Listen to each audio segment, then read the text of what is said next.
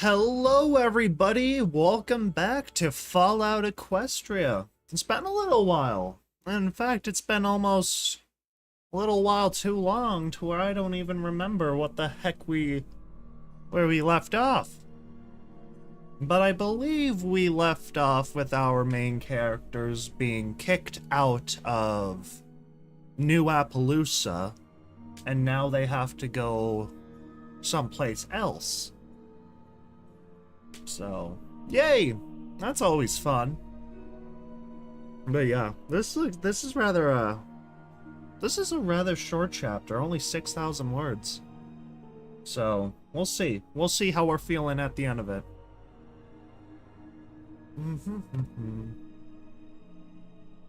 Welcome.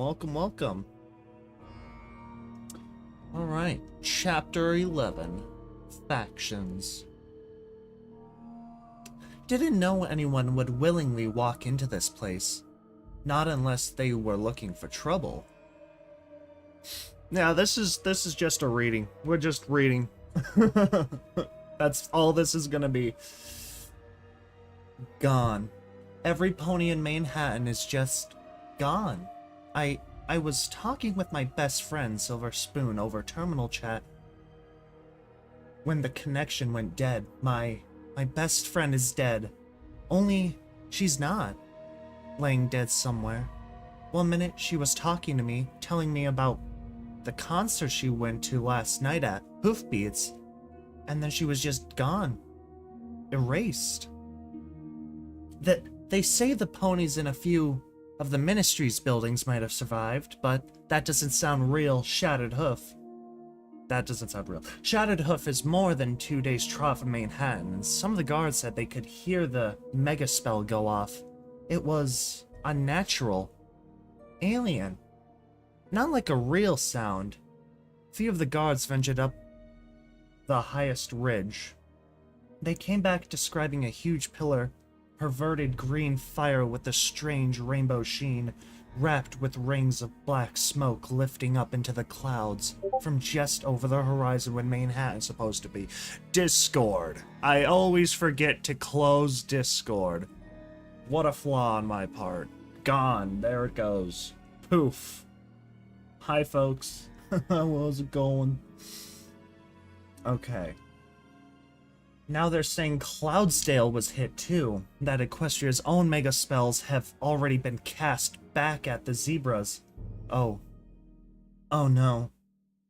Will the zebras hit Ponyville? It's so small, they wouldn't, would they? I've got to warn Mom and Dad. Maybe they can get into the stable at Sweet Apple Acres. Oh please, it's got to still be open.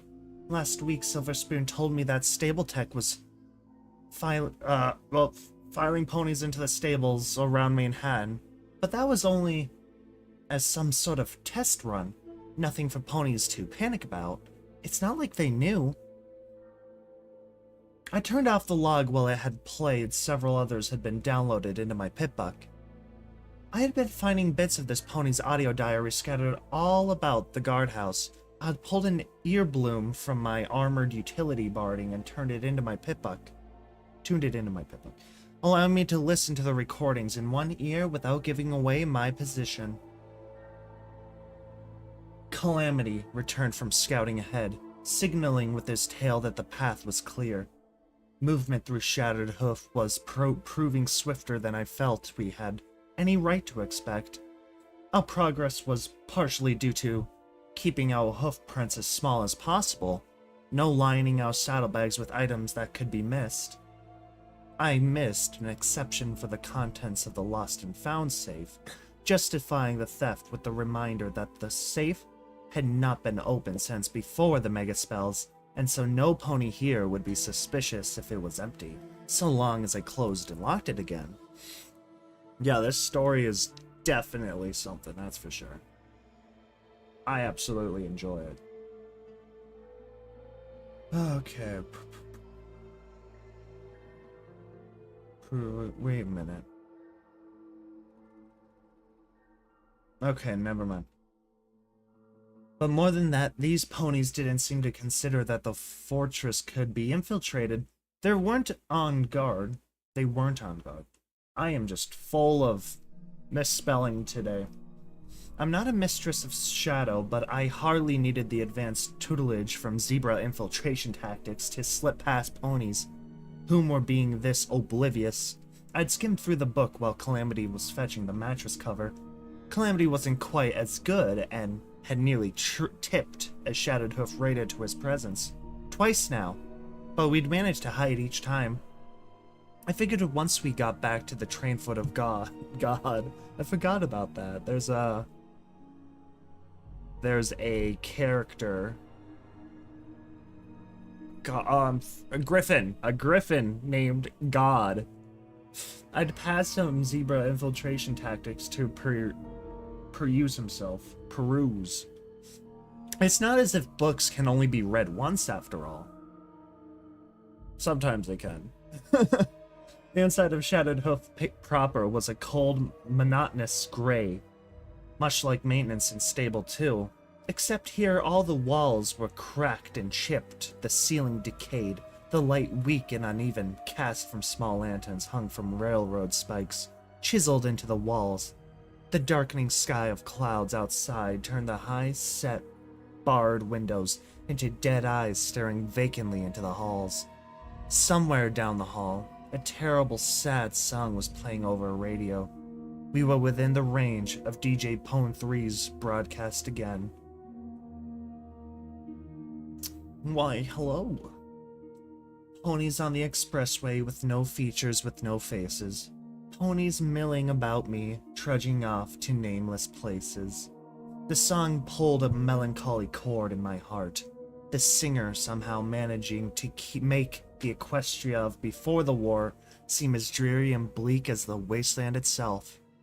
As I followed Calamity, I considered turning on one of the other entries from the audio diary just to drown it out, but I realized that with it playing in only one ear, the two would likely mix into something even more depressing. Waiting foals for their birthday, have a party, please be happy. Growing up all too swiftly, losing hopes of what they might be. Dang. Well, crap, I muttered dourly, whatever, as I hugged a shadow behind a placard, "Hard work is happy work," and stared across the open rows of desks to the well-lit room beyond. Inside, a pony-matching god's description of dead eyes was sitting behind a desk reading a book. Applied Gemstones. He was flanked by at least one guard pony that I could see, and possibly others I could not. The safe was directly behind him. There was no way to get at it stealthily. Even if I used the stealth buck, he'd hear the safe opening less than a foot away from his ears. "Time for our backup plan," I whispered to Calamity. "Got one?" You don't actually have one? Calamity raised his eyebrows. "Yeah, load them all up in the caboose and kick it free." I winced as he reminded me how well one of his last plans had gone. "Could be worse," he whispered with a smile. "I'm sure Velvet's plan would be to go up and ask him nicely." I closed my eyes. Damn it. We couldn't just sit here, waiting for the bastard to move. The longer we hung around, the better chance of getting caught. "Okay," I said finally. "We'll do that." Calamity's eyes went wide. "I was joking," he hissed. Thankful to the hot mare statuette for returning some of my telekinetic magic, I carefully levitated my sniper rifle and assault carbine to Calamity.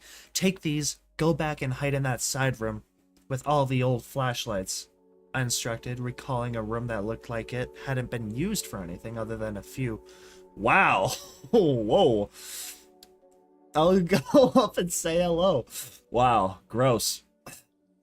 And when they all shoot ya, then what's the plan? "I'm winging this here, but if all else fails, I still have the stealth buck. That should get me out. If shooting starts, don't wait for me. Get safely back to Remedy." With an afterthought, "Please?" Calamity scowled and moved off, muttering something under his breath about the wisdom of leaving winging it to non-Pegasus ponies.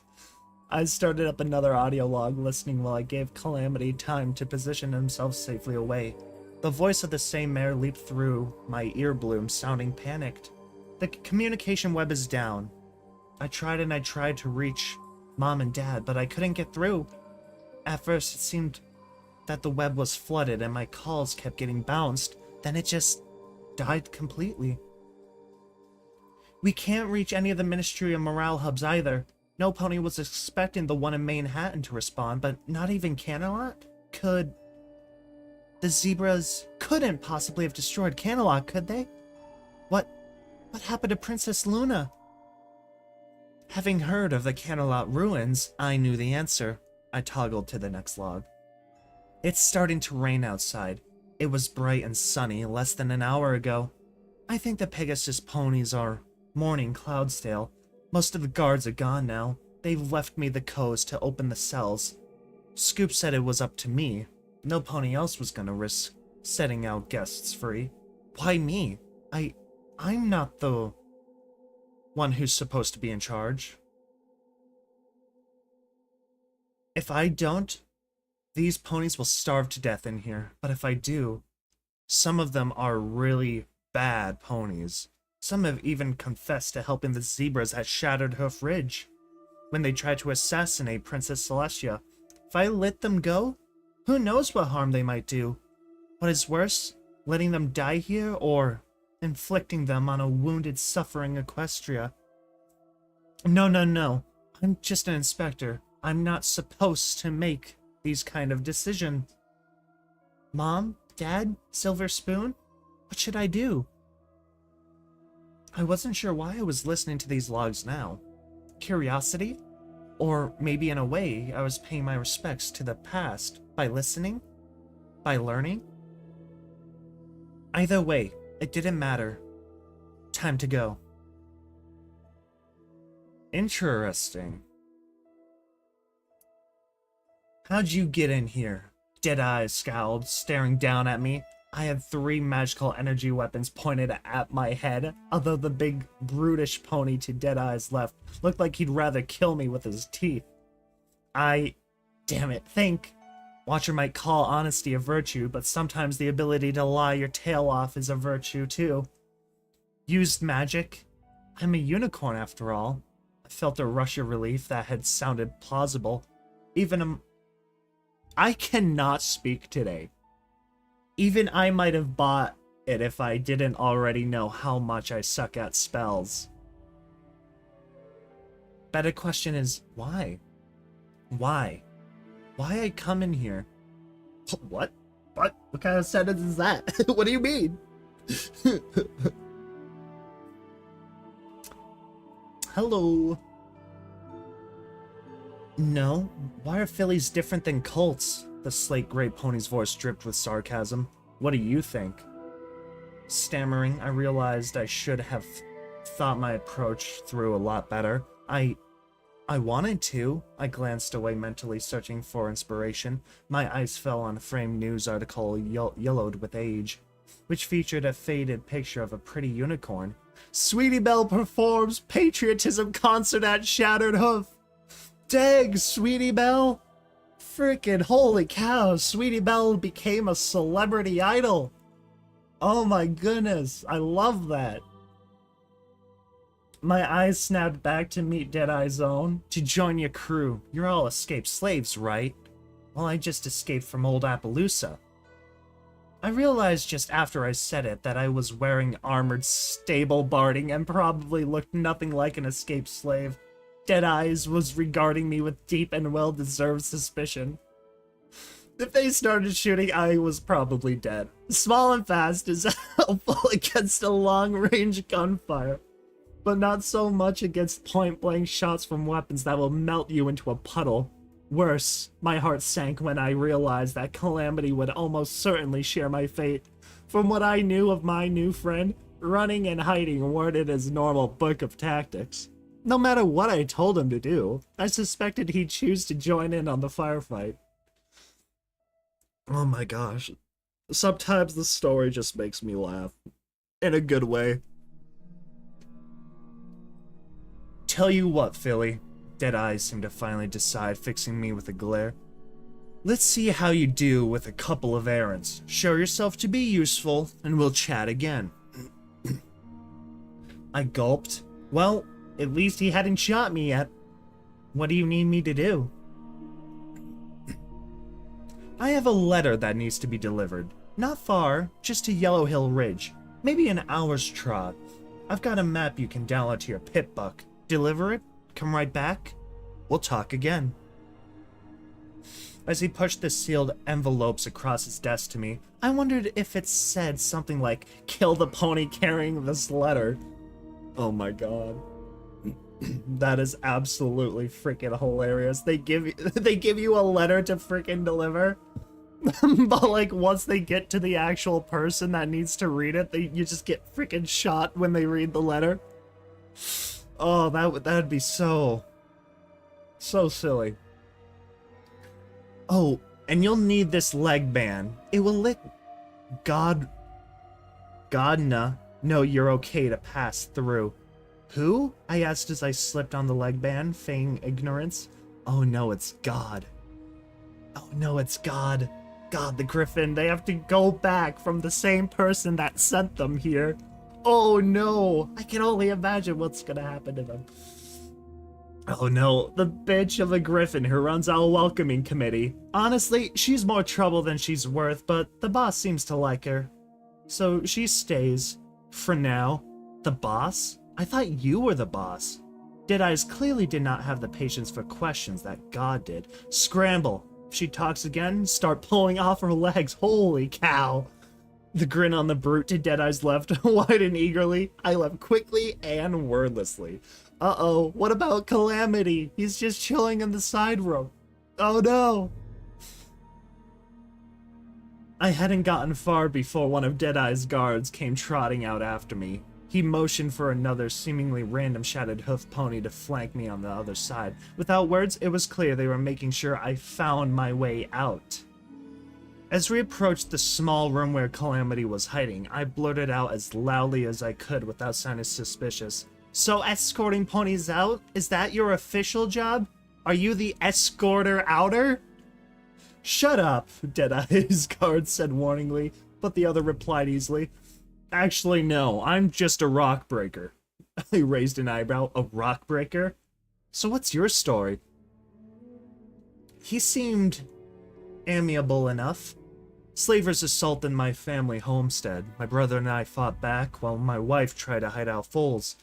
They killed my brother, took my lovely sugar plum and the foals and left me for dead. Holy cow, that is quite the backstory. Some random pony comes out of nowhere, they just drop this lore bomb on you. They just give you their whole life's backstory right then and there.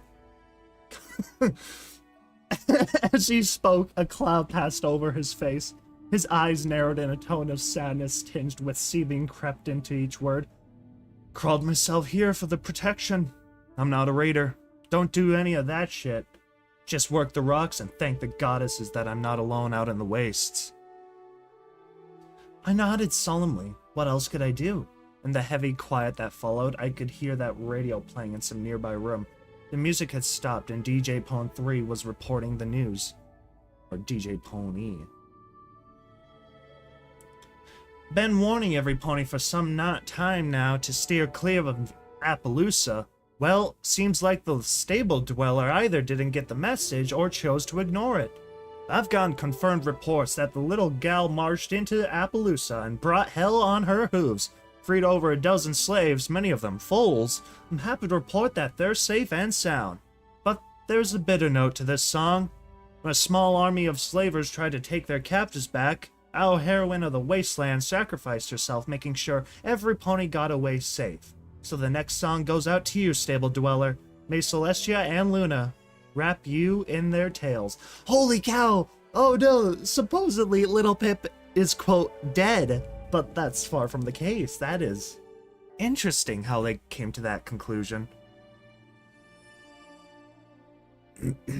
Kinda late, I guess.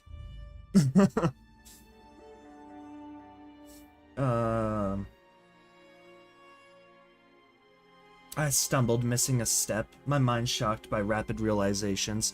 The radio was talking about me. Again. The poor ponies I helped to freedom had made it safely. I was dead. Well, according to the radio, some pony must have assumed I had died in the train crash.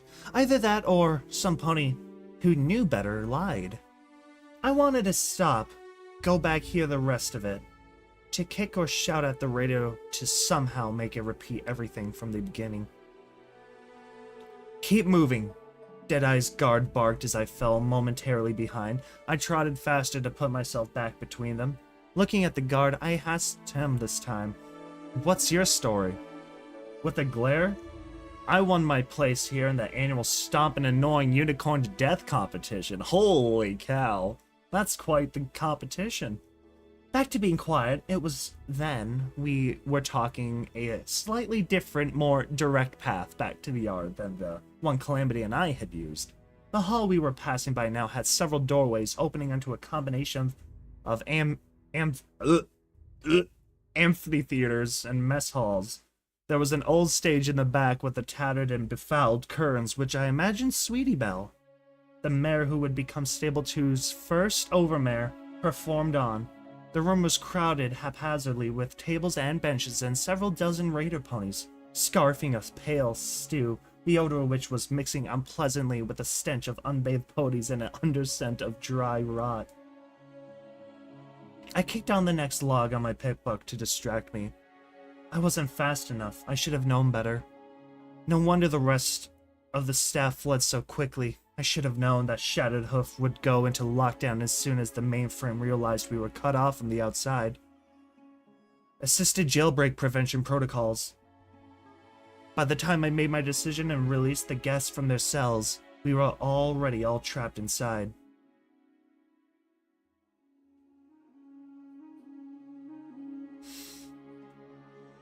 I know how the weaker ones fare. I can only imagine what they will do to me when they find a member of their staff got locked in with them.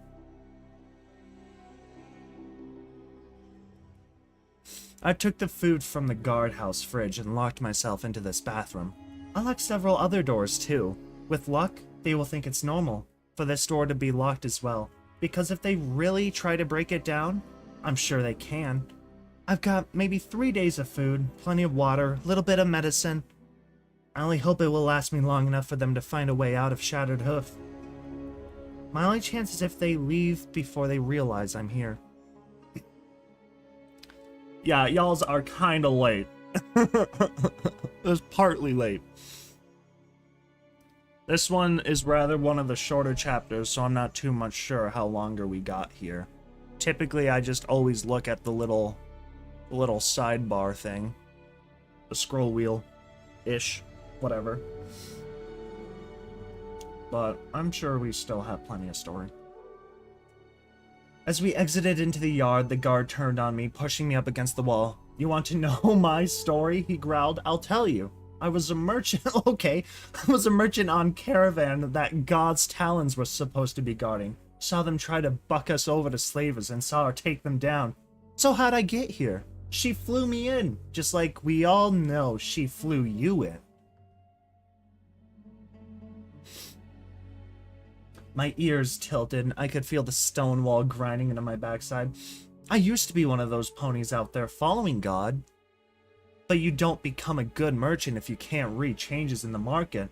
So I made my allegiances with Deadeye's. The merchant turned guard informed me, his voice rumbling with warning. "God's heading for the chopping block. And trust me, you don't want to be standing on the wrong side when the axe comes down." Yeah, that sounds pretty accurate, yeah.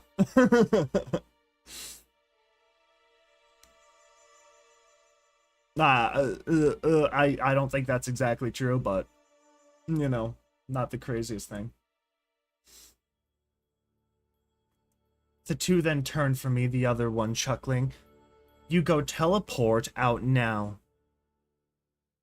They left me in the rock yard, locking the door behind them. Looking around the yard, I realized that any structure designed to hold ponies prisoner would have wards to prevent unicorns from just teleporting out.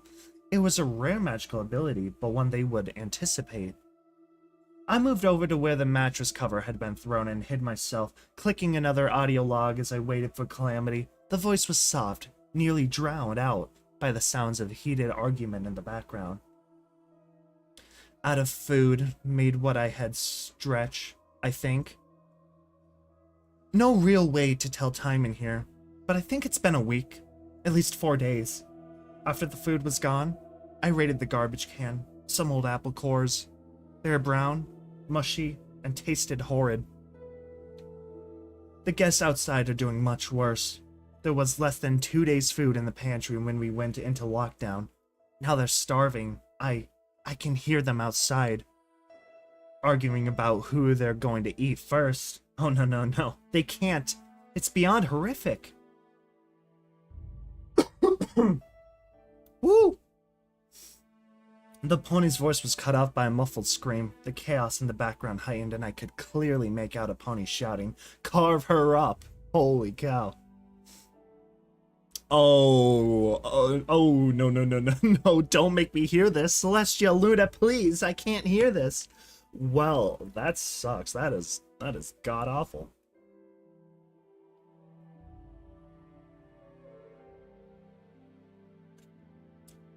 Yeah, this is an intense story. Very intense story.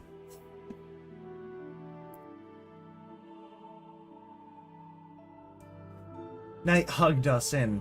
It's dark and darkness as Calamity carried me towards Yellow Hill Ridge. Now, why are we helping this Dead-Eyes feller again? Still trying to get a chance at that safe for God, remember, Velvet? Yup, he said dourly. We flew in silence a few more minutes before. Where's this place supposed to be again? I can't see a damn thing out here tonight.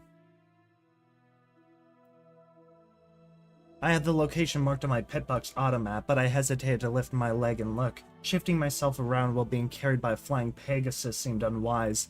Instead, I brought up my eyes forward sparkle to check the compass. Nothing. Either I'd forgot to set the compass to keep track of Yellow Hill Ridge, or we were off course. Dag nabbit, overshot. Calamity banked and cool night wind cutting through my coat and mane. The turn brought a number of flickering lights into view. Is that what we're looking for? Looks like a whole mess of campers to me. Nah, dude, I'm pretty sure the princesses in this are dead.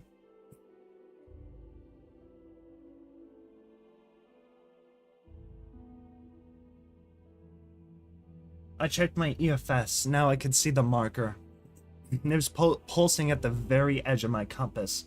No, we're still off course. It's back that way. Calamity didn't turn. Hold on and hush. I want to see what this is then. He swooped a little lower, aiming to fly a pass above the lights. As we neared, I too could make out a mess of tents, cook pots and ponies, and as we drew closer, banners. Oh no. Red and black, a stylized white eye with the crimson iris dominating the center. Please don't be a version of Caesar's Legion. Please don't be a variation of Caesar's Legion. Our main character is named Little Pip. They are the main one, but there's a lot of different characters communicating, so. And then again, it's kind of tricky to find out who's talking when. So, yeah. I'm just kind of reading it. Sometimes it'll just go right past my head. No, Little Pip.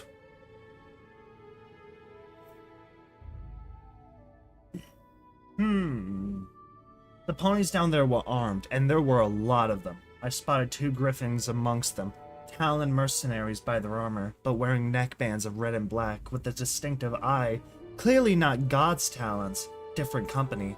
Towards the back of the camp, I spotted the rows of slaver wagons. Calamity beat his wings, grunting softly in pain as he pulled us higher into the darkness, hopefully before any of those below had taken a glance up. Well, ain't this a barrel of bad apples? Calamity, I whispered, not able to unhear that grunt. Your wing. I'm fine. Hush now.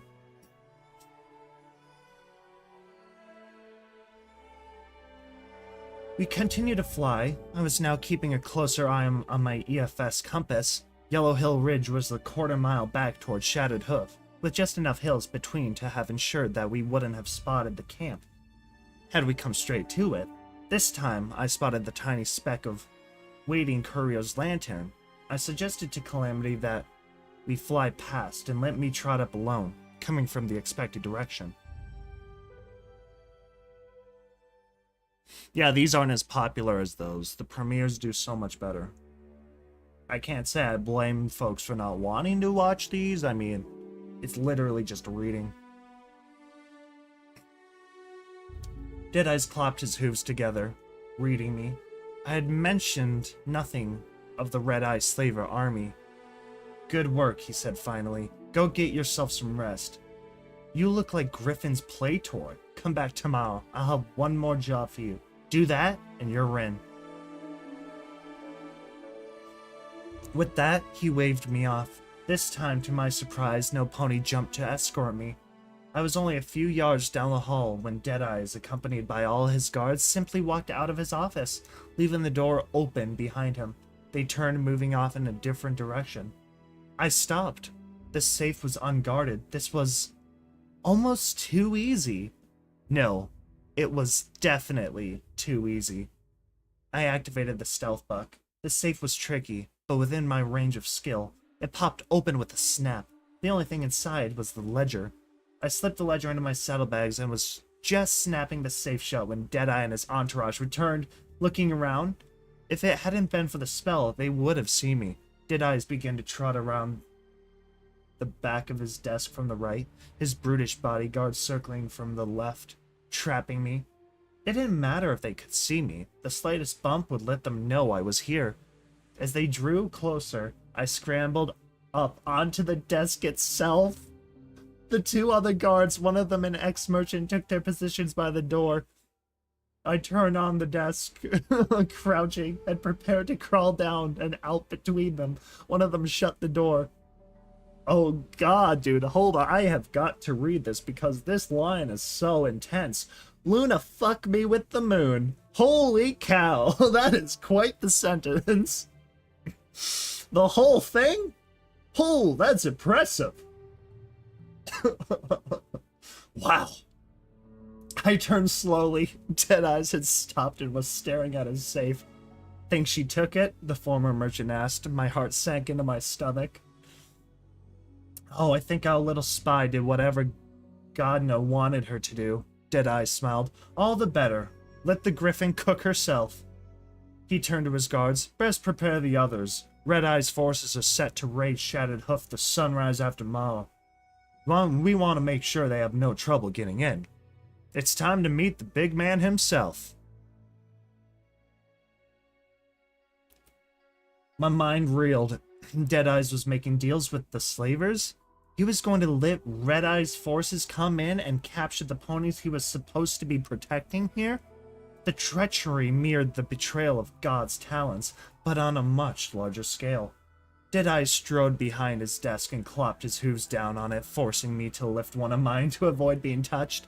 I could feel sweat break out across my forehead as I balanced silently. Deadeyes leaned forward to grab his copy of Applied Gemstones in his teeth. With a fright, I realized I was standing on it. I lifted my hind leg away with just barely enough time. Now my balance was much more strenuous. My whole body was achy from sleep deprivation.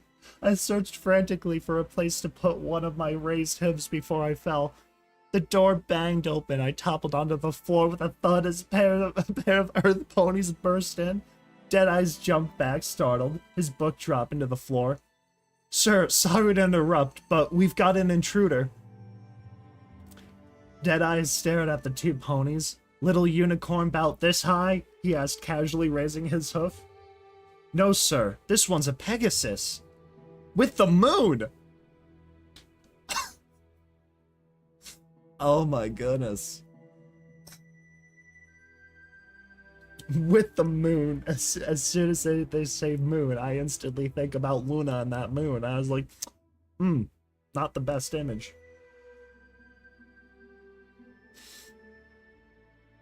My pitbuck altered me alerted me that the invisibility spell was about to wear off. I didn't have a choice. I lurched to my hooves and skirted around the ponies, barely slipping between them, then dashed out through the open door.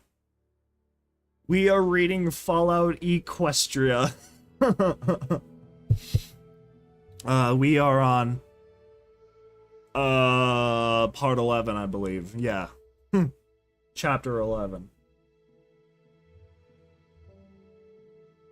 Not sure how much more is left of this chapter, particularly. I galloped to the meeting spot as fast as my weary legs could take me. Calamity was waiting for me, hidden under the mattress cover.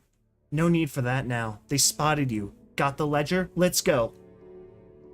We were airborne in moments. I could tell how tired Calamity was. We kept digging in the air. I winced at the workout we were giving his mending wing. We get back to God and we sleep. No matter what else, we have to sleep. He hadn't complained, but I could tell his wing was killing him. Oh, hey, I'm glad you enjoy him. Appreciate that. I haven't come to... I played another audio log. This time, the mare was no longer whispering, but I could still barely hear her over a thundering racket. Damn it, they know I'm in here. I woke from my nightmare with such a start that I kicked over the garbage can and they heard it. They'll break through the door soon. I could hear one of the ponies on the other side of the bathroom door call out obscenely profane promises. I don't have to guess what they'll do to me anymore. They want me to know, but I'm not going to let them. Go figure, this crappy little gun is going to save me after all. Use the handle to shot at the mirror. This is going to hurt, but if I do it quickly, it won't hurt for long. What do you mean? What do you mean? What are you doing? There was one audio log left. Junction R7 swam into view through the darkness, exhausted. Calamity brought us in for a slightly rough landing. Ponies pointed glowing magical energy weapons at us from all directions. God stepped forward. Welcome back. I was beginning to worry about you two. She looked us over. Got the ledger?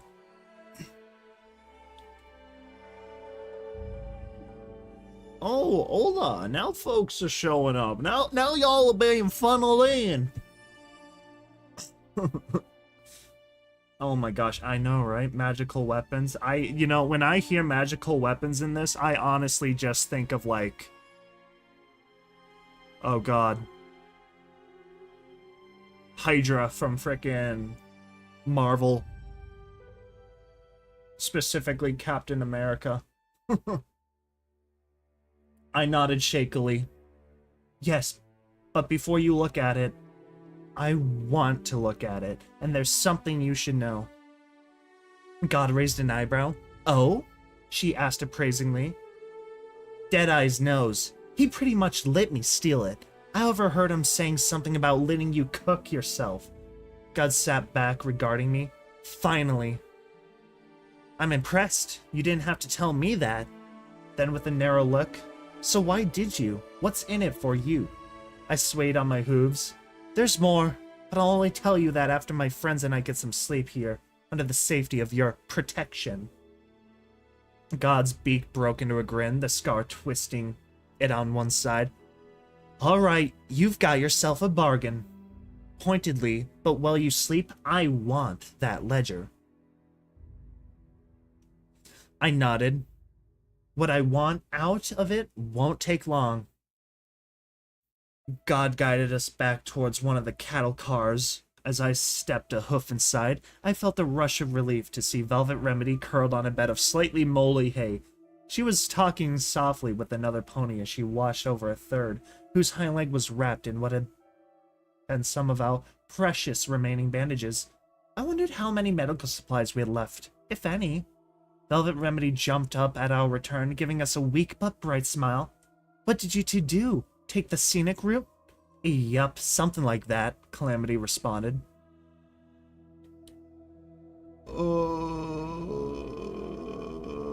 Yes. I do my best. Honestly, I never expected that we were just gonna kind of boom like we did in terms of subscribers.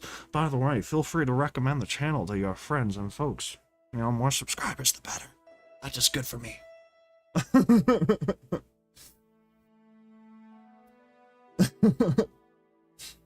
Yup, something like that, Calamity responded.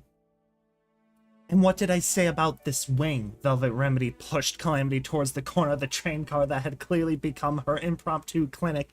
Let me take a look at it and change those bandages.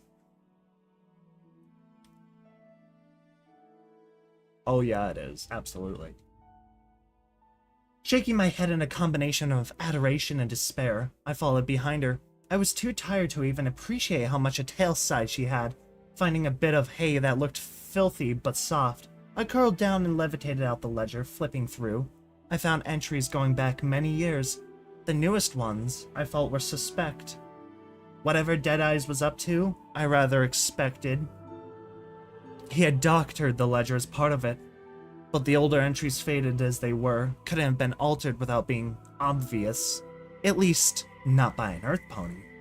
I found myself wondering what a forgery cutie mark would look like.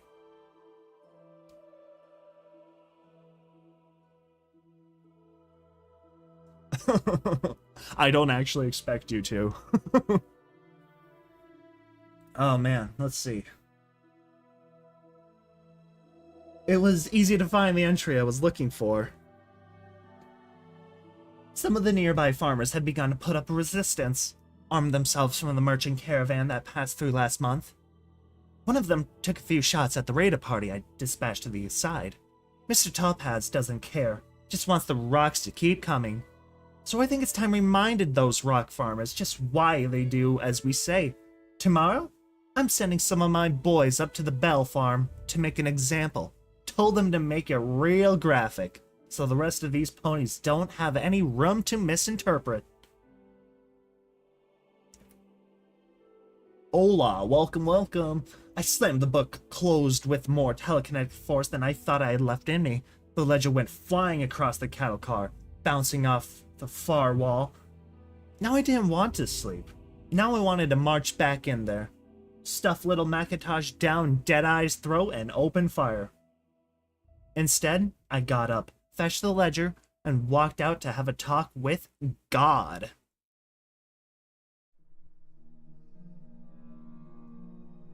Holy cow, you know, for 6,000 words, this chapter feels like it's going on for a while. The war was between Equestria. I'm not too sure if it's specifically Equestria. I know it has to do with the zebras. I know the zebras are, I guess, basically the communists of the Fallout series, but inside the MLP universe. I'm pretty sure is how this is going. So what now? God looked up from the ledger, gazing at me from across her desk. Now you go to sleep. Tomorrow, we chat a bit over breakfast, then you're free to go. By then, all the border patrols and outposts will know I've said you're free to pass. You did the job. A verbal contract is still a contract, and I don't renage. Words are hard, folks. God frowned slightly. Too bad, too. We could really use a skilled medic here. I let that sink in. Still not really what I was looking for. How about you? What about me? I pointed a hoof at the ledger. What do you do now? God huffed and drew herself up. Mr. Topaz contracted me to protect Shattered Hoof and its ponies from threats. Ain't hard to argue that Deadeyes has become just such a threat. She jabbed the ledger with the talon. I can't ignore this. I knew Deadeyes was up to something shady, but this is beyond the pale. Yeah, basically what the zebras did, y'all know what nukes are, I know y'all do. Basically, the ponies of Equestria, or just in general the pony species, use these things called mega spells, which is basically the same thing as an atomic bomb. And so the unicorns just create this giant mega spell cocktail and then it's literally just a magic bomb. It's literally just a giant magic comet. That's pretty much the way I can imagine it. And then the zebras just make a giant chemical cocktail, pull it up together inside a giant freaking atomic shell, I guess, and then just drop it on people. Or they sneak them into places and then detonate them from within countries. It's crazy. It's very crazy. I read a lot more parts. So if y'all want more of the lore, you gotta go back. Watch the other parts. Yeah, this is a nuke war. This is Fallout. This is Fallout. A little too on the nose, part of me thought, almost like Deadeye's treachery was custom tailored to get under God's feathers. I told her as much. She laughed a bitter, but still humored laugh. Think I don't see that? I could guess what she must be planning, and another question surfaced in my brain. What would you do with this place if you were in charge? She gave me a look. Hello, welcome to the party. She gave me a look. Shattered hoof, I mean. What would you do? Slowly, evenly, she intoned. I'm not in charge. I'm not going to be. Even with Deadeye's gone, Mr. Topaz runs this joint, and I'm still contracted to him. Right, I thought as I nodded. But what if you weren't?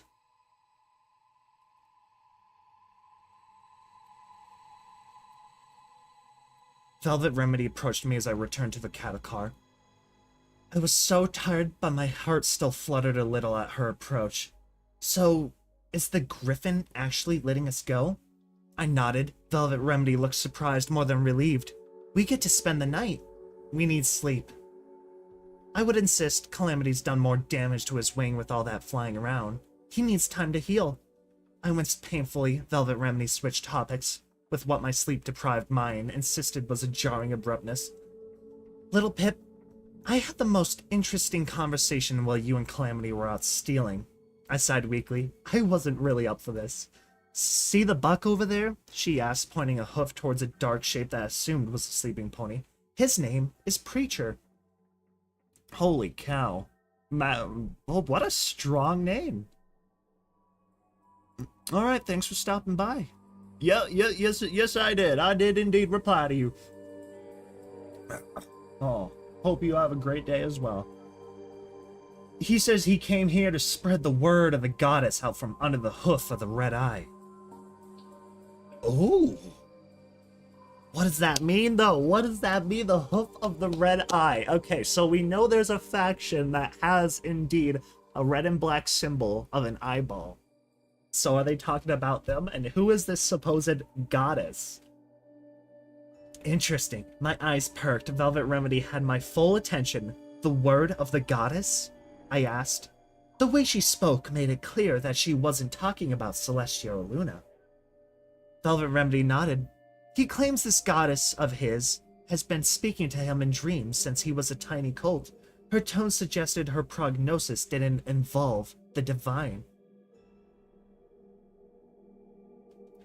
I wasn't ready to dismiss it so quickly. Looking sternly to Velvet Remedy, I whispered back, he might be right. Her eyes widened in disbelief. Before she could open her muzzle to mock, I elaborated. Ever wonder how the slavers got ahead of our train like that? I've been wondering if there might be some sort of telepathic magic involved somehow. I felt a sudden urge to travel to 10 Pony Tower and talk with DJ Pony 3. He seemed to have an incredible good, if imperfect, network of informants, or possibly some sort of magic or technology that was giving him the lay of the land. I wanted to trade information, find out what he knew. There was a puzzle here, and I was still several pieces short of seeing the picture. If any pony had those pieces, it would be DJ Pony 3. Or Pone 3. I have no clue, like DJ Pone 3? Or is it supposed to just be pronounced DJ Pony? You know, like, which is it? I'm pretty sure it's just DJ Pone 3. Well, nice to meet yous. Hi everybody, welcome to the party. You know what? If you're talking about did you miss anything late and you're kind of I'm just saying you might have missed like 6 other episodes. You might have missed a little bit in between there, you know. Maybe just a smidge. Unless you already know the story, that's a different story. Okay. Velvet Remedy seemed to be digesting my comment. Finally, she spoke again. Well, if that's true, it puts the rest of what Preacher said in a more ominous light. She led me to the far corner of the cattle car, whispering, according to Preacher, the goddess chooses to speak to very few ponies. I found myself questioning that. Chooses? Or are there limitations to this so-called goddess's powers? And the pony Red Eye is the one she speaks to the most. However, Preacher isn't so sure Red Eye is. Velvet Remedy paused, searching for words. Getting the message right, he seemed to think that Red Eye's reception is being garbled. Clearly, Velvet Remedy was not satisfied with the analogy. But I got the idea. Either that, Velvet continued, or he's not just listening. Either way, Preacher is here to spread the true word of the goddess, away from Red Eye and his bands of slavers. I thought of the armed camp parked a few hours trot outside of Shattered Hoof territory. Preacher didn't go far enough. Oh,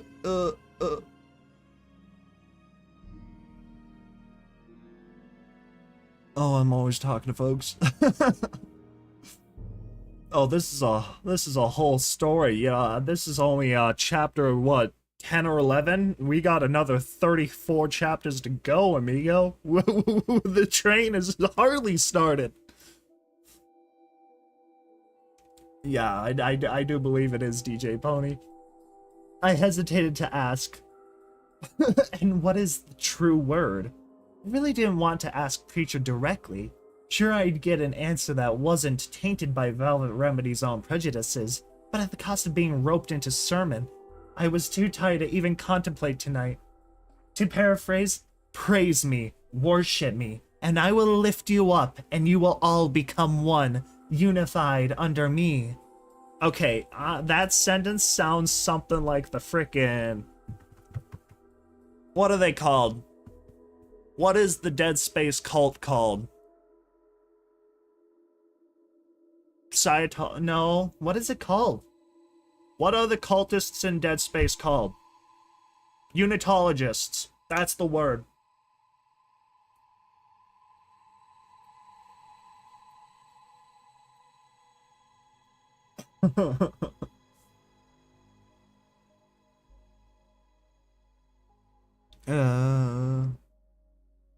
God, Pony.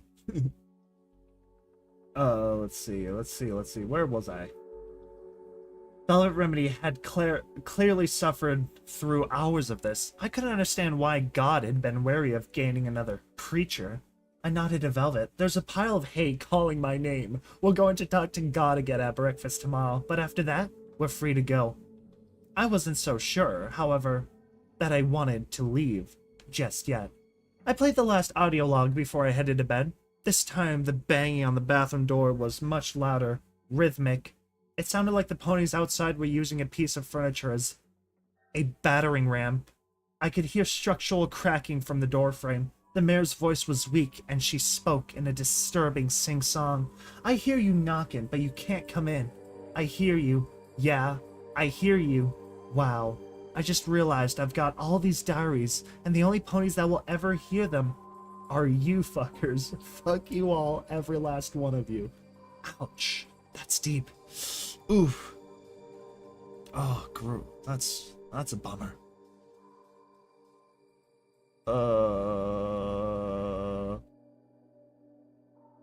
Oh, this is so long? Yeah, it goes long. How do you think I feel? I'm the one reading it. How do you think I feel when you say it's so long? I'm the one stuck here reading it. I enjoy it, though. So.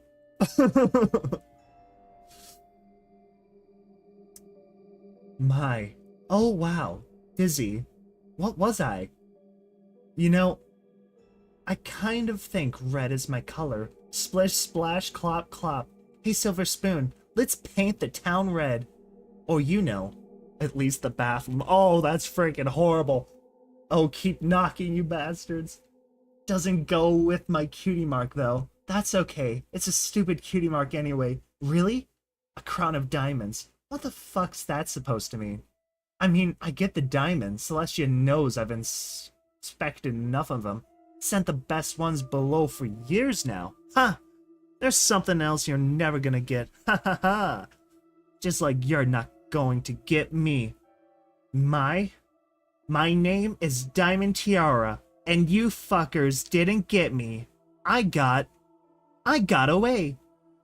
I mean, really though, a crown? What was that supposed to mean? You can't get me. You can't. Can't get.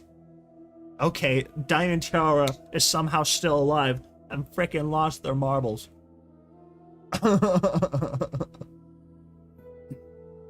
Oh, this is a book. This is technically a book. There are book copies of this. Like, I'm talking actual covers.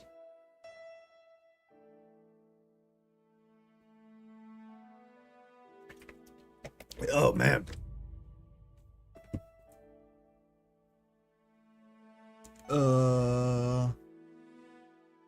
You can't get footnote level up. New perk, Silent Gallop.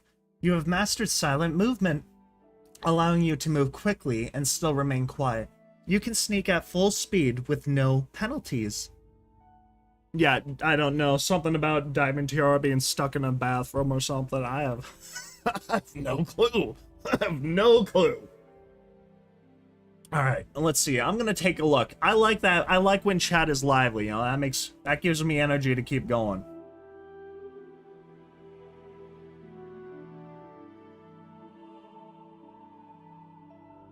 Let's see. Factions. 10,000 words! Oh my god! Oh my god! 10,000 words. 10,000 words.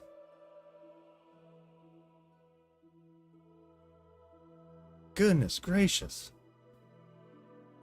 Do I dare to continue onward?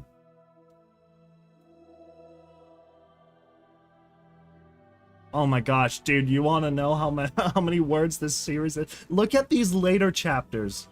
30,000 words in that one chapter. 31,000 words. 27,000 words.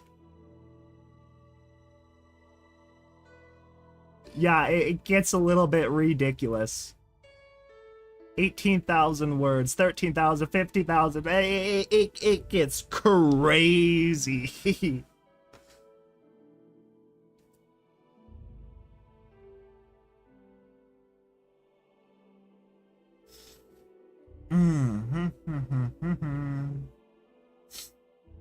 Oh, let's see.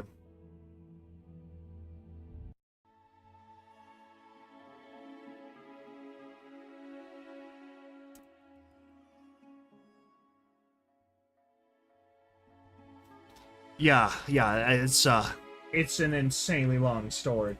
I'm currently just debating if I want to continue reading another chapter or not. And it's a huge moral debate, you know. The inner machinations of my mind are a enigma. Something like that. How long have we been running here already? Let's see. We've been here for about an hour. Dude, do y'all want to know something even more crazy? This story was originally written back in, like, 2013. Like, that's when this story, like, started.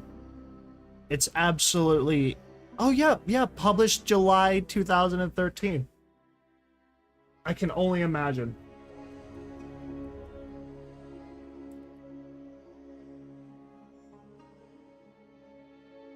Yeah, I've said it before. Not everyone remembers, though. And not everyone's certainly here, that's for sure. Alright, Alright, how... Do folks want me to do another chapter?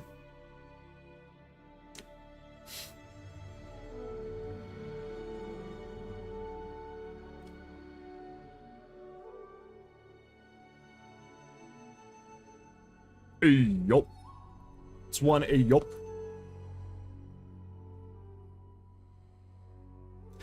possible? Ooh, alright. I'll see. My throat's gonna die, and I'm gonna be absolutely in agony, but yeah, I could probably do it. However, we are going to take a quick little pause here. I'm running out of water in my canteen, my water bottle, so yeah, I guess just take a little few-minute break here, and I will be right back.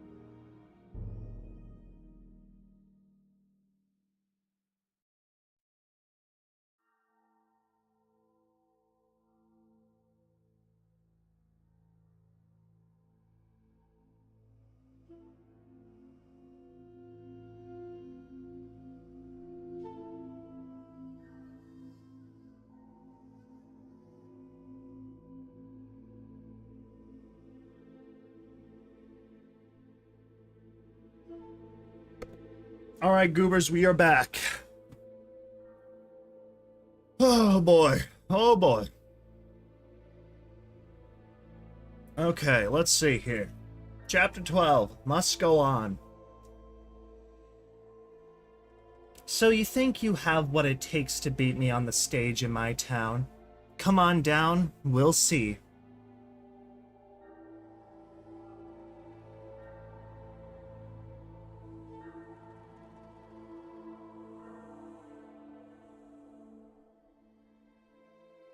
breakfast.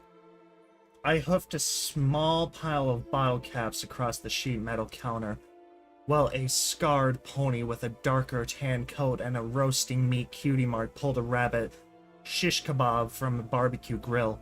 Guests or not, we were expected to pay for our food. I'm not sure why I had expected otherwise. I picked up my meal, the savory aroma assaulting my nostrils, and carried it over to the table where Calamity was already digging into a bowl of oatmeal. Why oatmeal? Little Pip, what are you doing? Velvet Remedy nearly shrieked as she saw me approach. I stopped short, looking at her quizzically. Ugh. Velvet Remedy looked stricken. You're not going to eat that, are you? I nodded, unable to respond with the shish kebab still in my mouth. My stomach was rumbling. I sucked up a bit of escaping drool and was hit by the flavors of barbecued rabbit. It wasn't quite what I was expecting and made my stomach do an old lurch, but it was good. Little Pip, Velvet raised her hoof to her chest in exaggerated offense. That's meat. A hoof? I mouthed through my breakfast, hoping in vain that having established the fact I would be allowed to eat in peace. Uh-huh. Velvet Remedy's eye narrows. We're vegetarians, she said flatly. Holy cow! Holy cow! Shish kebab. Well, it's a story, but folks, it's a book. I paused at that. True, all I had ever eaten in Stable 2 was apples, but I had assumed that was because it was the only thing we had for eating, and I felt I would be perfectly happy never eating another apple as long as I lived. I thought back to my first meals outside, how I had found cooked meat stored in a refrigerator and simply assumed that was what ponies ate in the wasteland. My stomach had fought it uncomfortably, but I figured that was more the result of a lifetime of apples, and that outside food would just take some getting used to.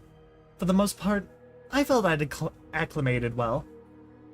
Of course, now that I thought about it, it had been a raider refrigerator, so diet was suspected. Calamity finally pulled his head out of his oatmeal bowl, winging in on the conversation.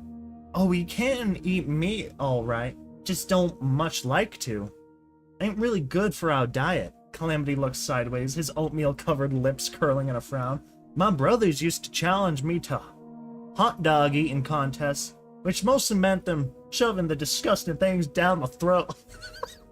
I don't like the implication.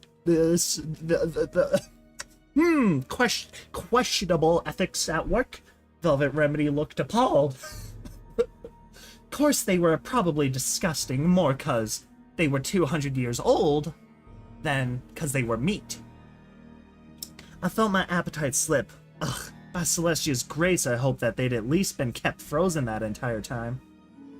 Velvet Remedy turned up her nose and trotted away from our table. She was just leaving as God alighted next to us with a plate of roasted rats. She watched Velvet shudder in disgust and quicken her pace, sucking up a rat by the tail and swallowing it whole. God turned to me and asked, "What's her issue?"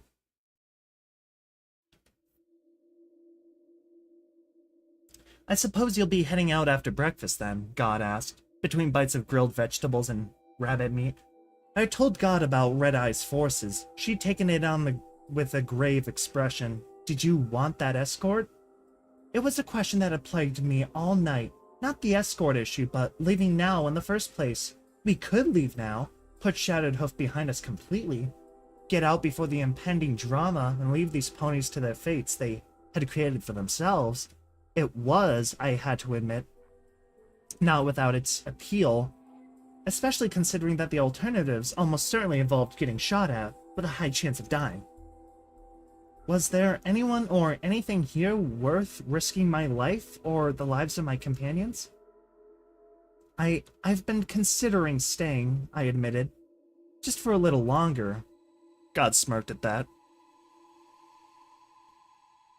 On the other side of the bottle cap, I didn't have any place else pressing to be. I didn't have a home. One friendly town I had encountered so far had just kicked me out. I was still as lost and adrift as ever before. I felt like I had in Sable 2 when I was without my cutie mark. Without a place, same feeling. Only the walls had changed. Even the ceiling was still gray, just higher. I was the pony with the pitbuck on her flank, a symbol that didn't mean anything special in Stable 2, didn't mean anything at all in the Wasteland.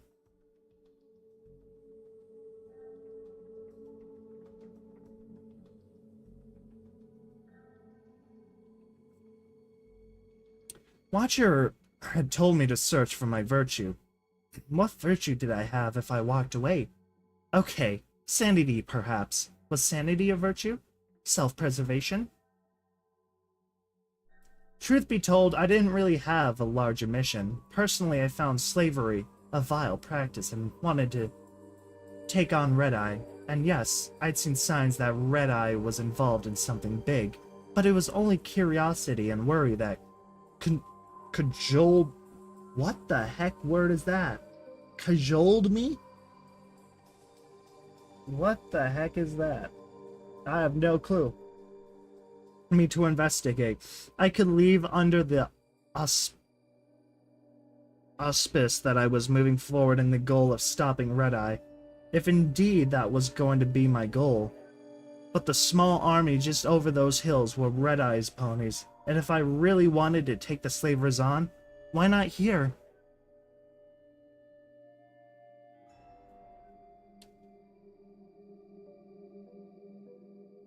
Maybe we should talk, Calamity told me pointedly. God was staring at me thoughtfully, obviously weighing options. Finally, she came to a decision. If you are interested in staying, I have a contract to offer you. I raised my eyebrows. Oh? How would you feel about taking out Deadeyes for me? My ears shot up. Calamity stared in surprise. Me? Why? God grimaced. Because if you don't, I'll have to do it myself. And while I'm convinced it's within the wingspan of my contract with Mr. Topaz to do so, the political fallout wouldn't be good. Deadeye's got a lot of supporters, and I don't relish watching for the spear in my back.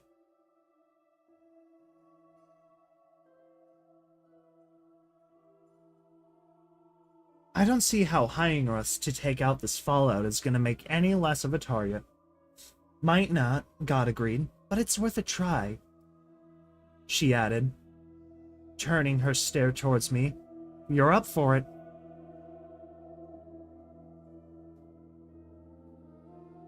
My mind reeled. Was I up to killing Deadeyes? Hell, I'd already been wanted to do that. I'd been contemplating that, and more. But to be hired to do so, I was already a vigilante, but was I ready to be an assassin?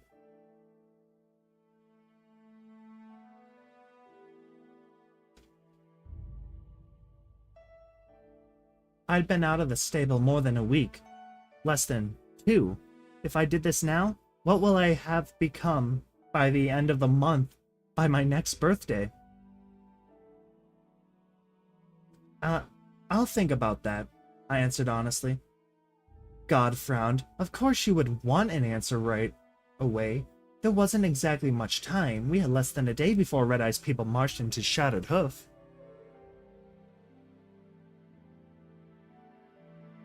Oh, page ends right there. It occurred to me that considering what I knew of God and the Talons, she'd have more respect for me if I asked, what would we get out of it? What's the pay? I swear the hint of smile touched God's beak. Deadeyes has a key. Keeps it hidden in his tail at all times. Key opens a vault under Shattered Hoof, down where the old mines are. Made sense. Naturally, a place like Shattered Hoof would be built on top of a set of gem mines. They couldn't have always relied on just the rock farms. When the gem mines ran dry, what else was there to do with them? But use them as storage. Diamond Hero's last message had even said something about sending the best gems below. What's in the vault?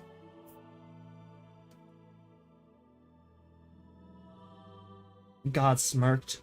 Your payment, whatever that happens to be, could be guns, could be gems, could be weapons, Pre-apocalypse ponies used the gemstones from Shattered Hoof to build magical energy weapons. Considering that the armory was filled with them, it's a fair assumption that the vault might have even more. The idea of storing a mass of magical weapons just beneath the prison seemed more than marginally insane to me after all. Surely they didn't build the things here. But then, if I killed Deadeyes, it wasn't going to be for the reward anyway.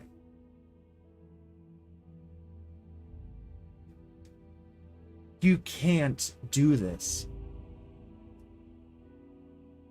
Yeah, there's reasons for everything, folks. They're not always great reasons or whatever, but there's always reasons for everything. You can't do this. Velvet Remedy stopped and snorted about the cattle car. Empty, but for the three of us? Little Pip, it's one thing to kill in self-defense or to protect others, but this? She turned on me with a stare that could petrify the Overmare herself. This is murder. Calamity was scowling. I have to agree with Velvet on this one, Lil Pip, he said flatly. I understand the Talons can even respect him just a bit, but I ain't a mercenary. You do this, I ain't with ya. Velvet cut deeper. You know what song I was writing about staying noble and true? That was about you, Little Pip. And this is you failing that on every level to even consider this. She backed away from me, her voice softening with regret. I am so disappointed in you. I felt like I was bleeding out, dying. But the more they yelled at me, the more I realized I had already chosen my course. I just had to make them understand why. Silverbell. Both of them quieted, staring at me. After a long, pregnant pause, Calamity asked, "What's Silverbell got to do with any of this?" I felt weak, but I clamped down on my resolve. Silverbell's mother and father were murdered by raiders, and they made Silverbell and her sister watch. Do you remember that? I could see Velvet Remedy's expression quiver. Oh my god, I cannot talk today. Of course they made them watch. I emphasized each word with the stomp of a hoof, and they made it slow. Really slow and really painful and really horrible. I asked again, do you remember that? My companions were both silent. Those raiders came from here, I told them finally, and they were acting on Deadeye's orders. Spitting. I saw it for myself in his ledger. Calamity spoke first. Well, now that changes things. Velvet Remedy shook a little but stayed firm. What does it change? Ain't murder no more, Calamity stated without reservation. It's justice. Oh yeah, you are just in time for the shady part. Velvet shook her mane. Revenge, you mean? I've never read this story. Y'all better not say anything. Nope. I mean justice. Pure and simple, Calamity nodded to me. I'm in. He glanced at my horn meaningfully. How's your TK? What? How's your TK? Team kill? How's your team kill? What the heck? What's TK mean? Rested wonders. I won't be juggling train cars, I admitted, but I think I can manage barrels. How's your wing? Velvet Remedy's eyes jumped between the two of us over and over, with a touch of desperation in her voice. Oh my gosh, telekinesis, of course. Of course. That should have been obvious. To be fair, that's not something you just naturally think of, I guess. I guess it would make sense, but yeah. Desperation in her voice, she tried. Are you planning on finding out which raiders were involved and killing them too? Or are you just going to lay waste to the whole of Shattered Hoof? They're raiders, Calamity said evenly, stretching his wing. Honestly, I've been wondering just why we're helping them out at all. I figure lit 'em and the slavers duke it out, stomp down what's left. I had another idea. Actually, not every pony here is bad. I was thinking of the rock breaker I'd talked with while he escorted me out. I think I believe this place could be turned around. Maybe become a trading town instead of a raider fortress. Even as the words came out, I knew they were stupidly idealistic, but I pressed on. I'm thinking, kill Deadeyes, find Mr. Topaz, and deal with him. Amiably, if possible. Lethally, if not. And leave God in charge. What's happening is our characters are about to probably go do some executions on some bad people, bad horses. And Deadeyes had told me to come back for one more job, feeling the comforting weight of little Macintosh in my saddlebags, my sniper rifle and assault carbine, now returned to my back and side. I suspected this wasn't the job he had in mind, but his invitation was the perfect opportunity. I'd left Calamity back at the yard reading through zebra infiltration tactics as I went in alone. He didn't like that one bit, but I had explained that I planned to take the long way, explore some of the wings of Shattered Hoof that I hadn't yet seen. Sure, you know what? That's fine. I can move two words right next to each other. That's fine. Including how to get down to the mine below. Seeing the yard in daylight for the first time, Calamity had immediately spotted the metal plates of a hydraulic cargo lift. But the controls were damaged beyond repair. If it worked at all, it would only be from within the mine itself. There had to be another way. Somewhere, there was a door that went beneath the prison itself, and I wanted to know where it was. Yeah, evil horses, no horses.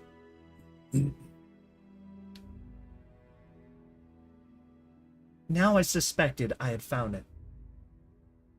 I was behind the stage in the mess hall. To one side, the curtains heavy and stained concealed this darkened space from the large catwalked area where the raiders ate whatever passed for their meals. Enough dust had accumulated back here that I could tell no pony ventured behind that curtain. Why would they? The space was full of rotting stage props and the skeletons of hundreds of ponies. Countless bones were stuffed into cabinets spilled out of metal boxes and formed piles that must have been 3 ponies high when they still had flesh. That guests of Shattered Hoof had spiraled into barbarism and cannibalism, and eventually every one of them had perished in here. I'd found logs. I'd found graffiti. I'd wondered why I wasn't tripping over their skeletons. Above a huge mural spanned the wall, a painting of the same noble-looking soldier pony I'd seen a statue of back in Ponyville. Rearing up behind him, clear, even though the mural was badly faded and chipped, was the goddess Celestia herself, her divine features beaming with approval. Originally, I realized this is what every pony who was a guest of Shattered Hoof would have seen each time they ate a meal, until the stage had been built, hiding it away. There was a barred gate set into the wall, wide enough to pull a wagon through, beyond a small kill zone, only a few yards deep, with 2 magical energy turrets set into alcoves on each side, power down. Beyond a thick metal door, based on the dead light above, I could tell the door had no power. I wanted inside, and not because there was a vault filled with possible treasure. Only Deadeyes had a key to the vault, and only Deadeyes had ever seen Mr. Topaz face to face. If Mr. Topaz really existed at all, I was dead certain he was down in that vault. My mind was conjuring up images of everything from a dedicated computer terminal that allowed Deadeyes to speak to every remote Mr. Topaz, to the vault being a stable, to Mr. Topaz, the brain bot. We are in chapter 12, I believe. We are right after the factions chapter. So I believe we're on chapter 12.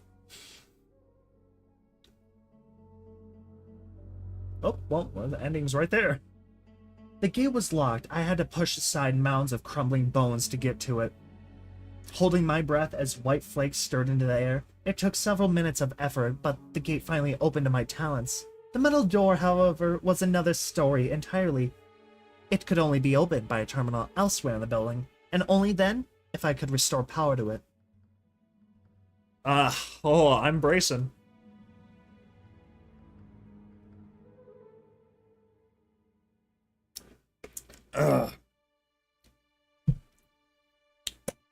Woo! Alright.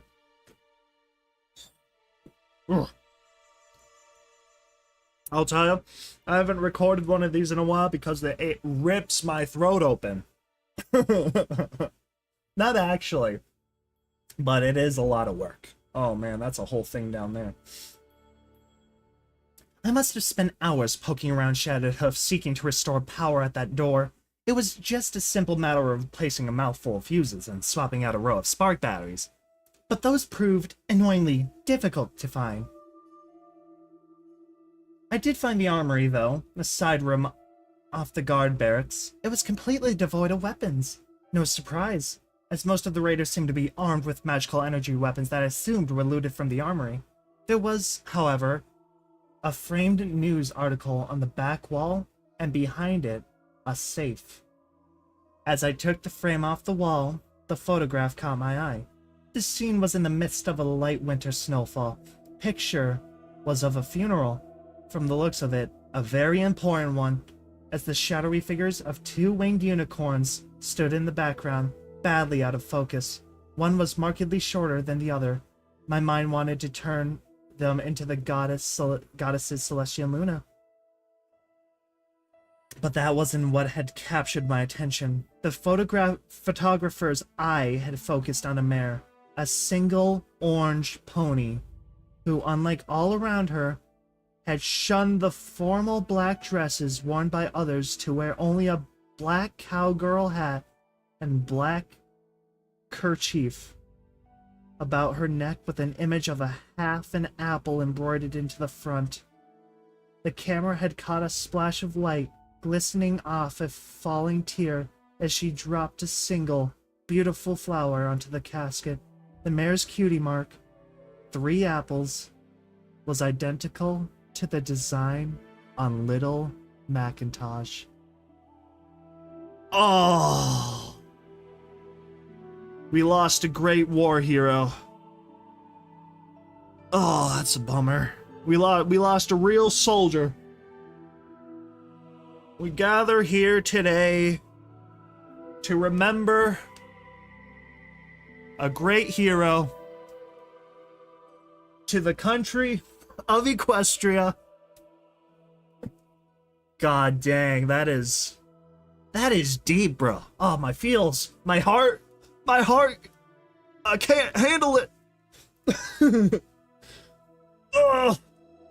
My heart. The feels are real.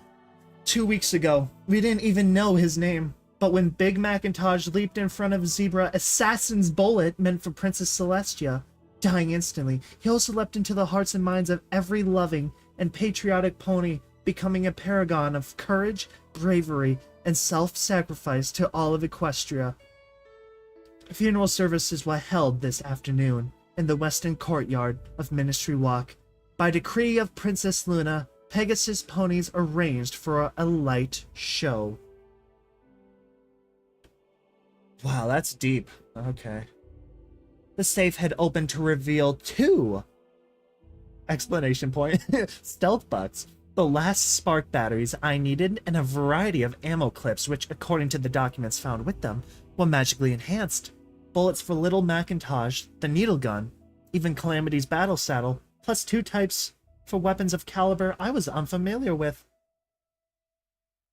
Although I suspected one type was for the multi-barreled battle saddles I'd seen the slavers use. I had just saddlebagged my new treasures and was putting the framed article back in place when the sounds of talking raiders froze me.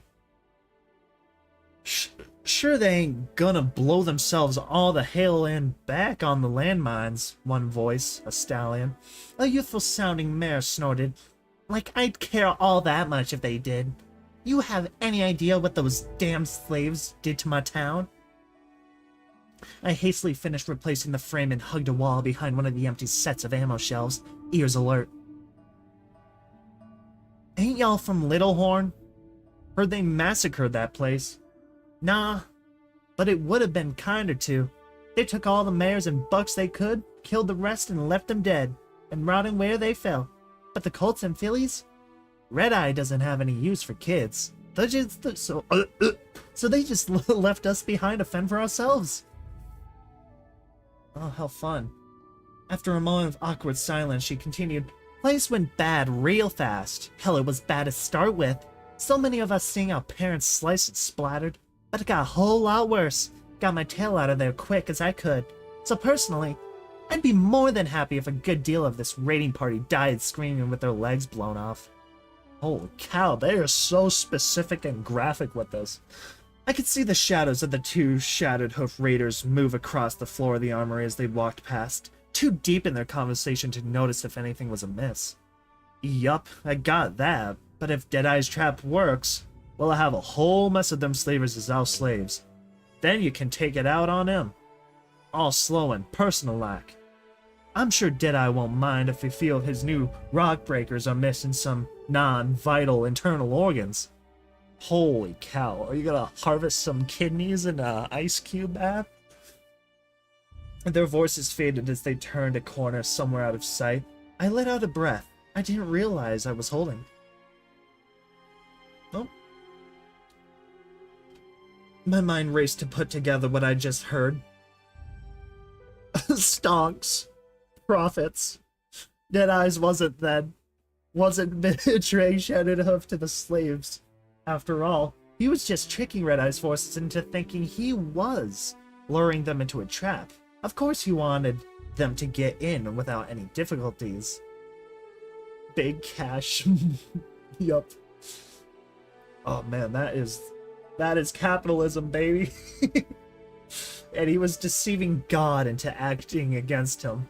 Which, if this plan had the hoof stamp of approval from Mr. Topaz, or worse, was actually Mr. Topaz's plan, I needed to speak to God before I went shooting any pony. I want you to kill God. What a name! That is such a freaking name. Like, that sounds like almost like a powerful name. Like, what's your name? God. like for real. Like, holy cow, that's impressive. Oh God. Oh Lord. Oh Lordy. Oh God. Yeah, for real. I stared at Deadeye's. This was the second task he had for me, feigning ignorance as best as I could yet again. Who? Deadeye snorted. Godna Grimfeathers. Griffin. Scar running up her beak and across her face. Only one eye. Can't miss her. He leaned forward with a sadistic smile. You do this. You're in. Part of my crew.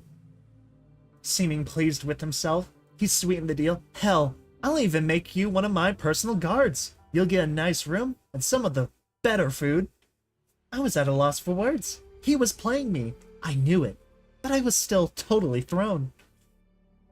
I looked around like a drowning pony looking for a helping hoof, and once again, my eyes fell on the picture of Stable 2's first overmare, Sweetie Belle. I remembered something that Velvet Remedy had told me, something the overmare had told her. Looking straight back into Deadeye's slate gray eyes, I nodded firmly. Okay, not a problem. He blinked. Is that all? I asked, as if killing God was the easiest thing in Equestria. He raised his eyebrows. No, I think that will do. I turned as if to leave, took a few steps and stopped, looking over my shoulder. It's not like ponies here won't suspect you. You should have an alibi. His eyebrows raised further.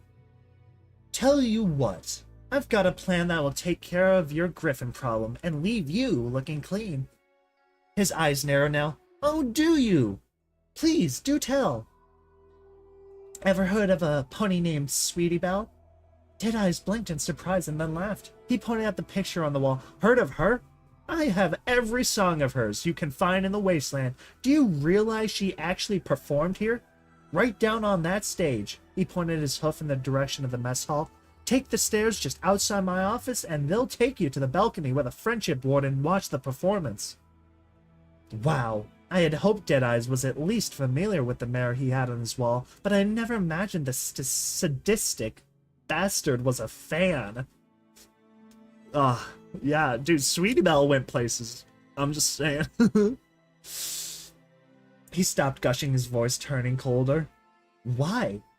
I took a deep breath. Well, by now you know, I didn't travel here alone. One of the people traveling with me just so happens to be a direct descendant of Sweetie Belle, and as it turns out, musical talent runs in the family. I had his attention.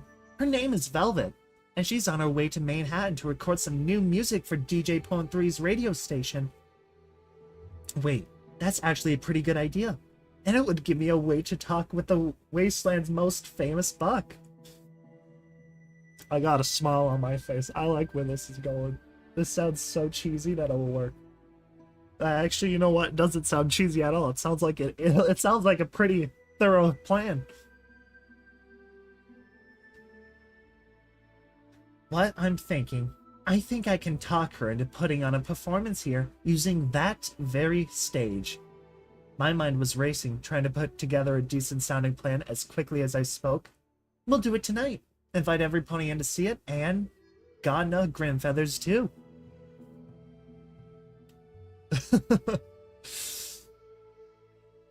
Deadeyes, I could see, was liking this idea, and with the battle coming tomorrow morning, he had to be figuring the time for a moral-boosting celebration was perfect. I'll be hiding up in the balcony. I'll take 2 shots, one through the head of the griffin, the other into your table. Close enough to look like you are also a target. I levitated out one of the stealth bucks. I'll be gone before any pony can catch me or even see who it was. You can blame it on a slave or assassin. Who wouldn't buy that? Especially if every pony knew the slavers were due to attack en masse the next morning. Deadeye contemplated the plan while I stood there, feeling increasingly nervous. He had to realize this plan put him in the same crosshairs as God, and he already thought of me as her spy. Would he believe I would betray her so quickly that my loyalty was up for grabs? I like it. Deadeyes broke into a grin. He clapped his hooves together. Just one stipulation. Uh-oh. This Velvet of yours, I want to hear at least 2 songs before you go interrupting the show, including something by Sweetie Belle. Any particular one? He smiled. Hell, I love them all. He leaned back. Surprised me. As I walked out of Deadeye's office, I took another look around. I remembered how Deadeye and his guards had gone off in a different way just before I stole the ledger. Now I was unsurprised to find the passage led to the stairs that wrapped around to the balcony above. I looked it over, shadowed, occluded. It was a perfect sniping position. On my way back down the steps, I noticed a sickly apple-colored glow which I hadn't seen before. One of the terminals in one of the desks in the room outside of Deadeye's office was powered up. I was sure it hadn't been before. Replacing those fuses and spark batteries must have powered it up. Pulling out my access tool, I tacked into the terminal. There were no menus, no entries, instead just a single function. I had found the terminal that opened the door to the mines and vault below. Ooh-wee, dude, I'm invested in this chapter here. This sounds like a hell of a cocktail.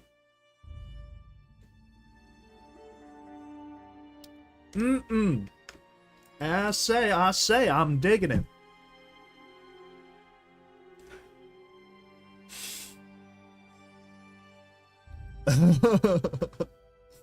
Dude, oh my god. Sometimes I debate if I should just at some point just read it instead of just recording every single time I read this, because I do plan on doing like an audiobook version of this at one point, an unofficial, and hopefully probably more. Probably one of the nicer things, but yeah. And then, because I will admit, these are taxing to do, but I do admit, I do also so much.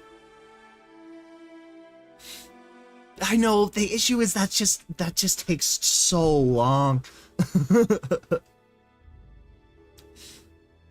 Especially when we'll get to the, I have no freaking clue whenever I feel like it. I mean, see, okay, I know the idea I know the idea of a face reveal, it's not a big deal, right? No one's ever, like, the odds of any of you folks ever even knowing me or seeing me is close to little to none, you know? I don't know. I don't know. I guess I don't really just want spotlight, I guess.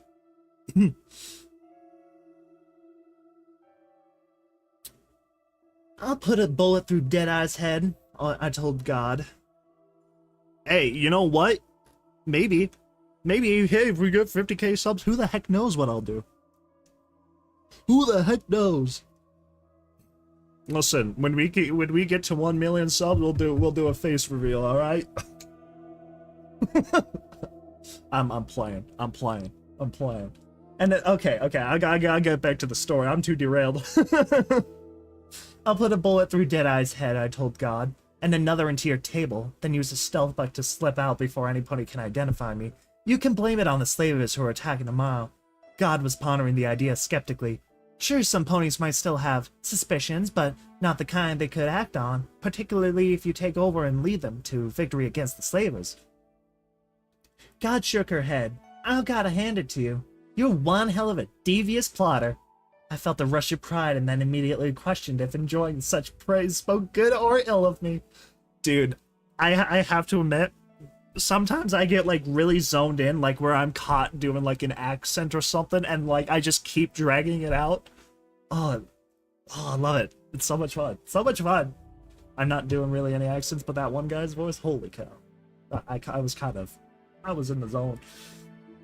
A few minutes later, I joined Calamity and Velvet Remedy in the cattle car. Velvet Remedy was prancing around nervously. A show? With only hours to prepare? And why are we doing this again? Calamity was confused. Whose side are we on now? Same as before. Basic plan shouldn't change, but first I want to get those two in the same room together. Velvet Remedy opened one of her saddle boxes, pulling out a notebook.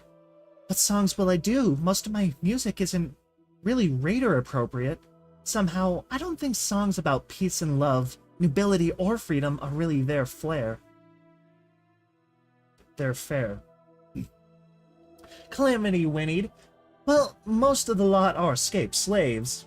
Velvet Remedy was checking down her list of songs. Oh, that's one out. That one might work. Oh, that could be fun. It was originally meant as a duet.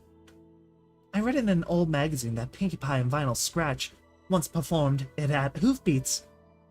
I could tweak it for one pony, but it really requires musical accompaniment. I could do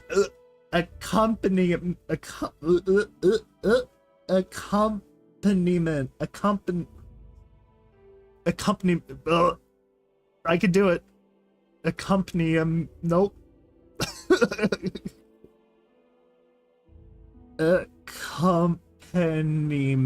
Accompaniment, I guess. Maybe a Velvet Remedy original. How about... that was quite the freaking word. That word sucked. I blinked, remembering. Well, Deadeye's expecting two song accompaniment. Oh god. Accompaniment? Nope. I'm not touching that word again. I'm done. I blinked, remembering. Well, Deadeye's expecting two songs before the attack, and he says one of them has to be a song by Sweetie Belle. Oh, man. Oh my gosh, dude, Kkat virus was horrifying. But, this, on topic, story.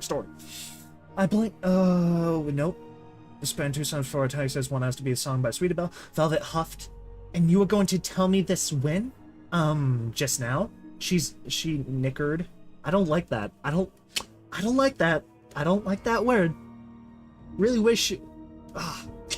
it's whatever. It's fine.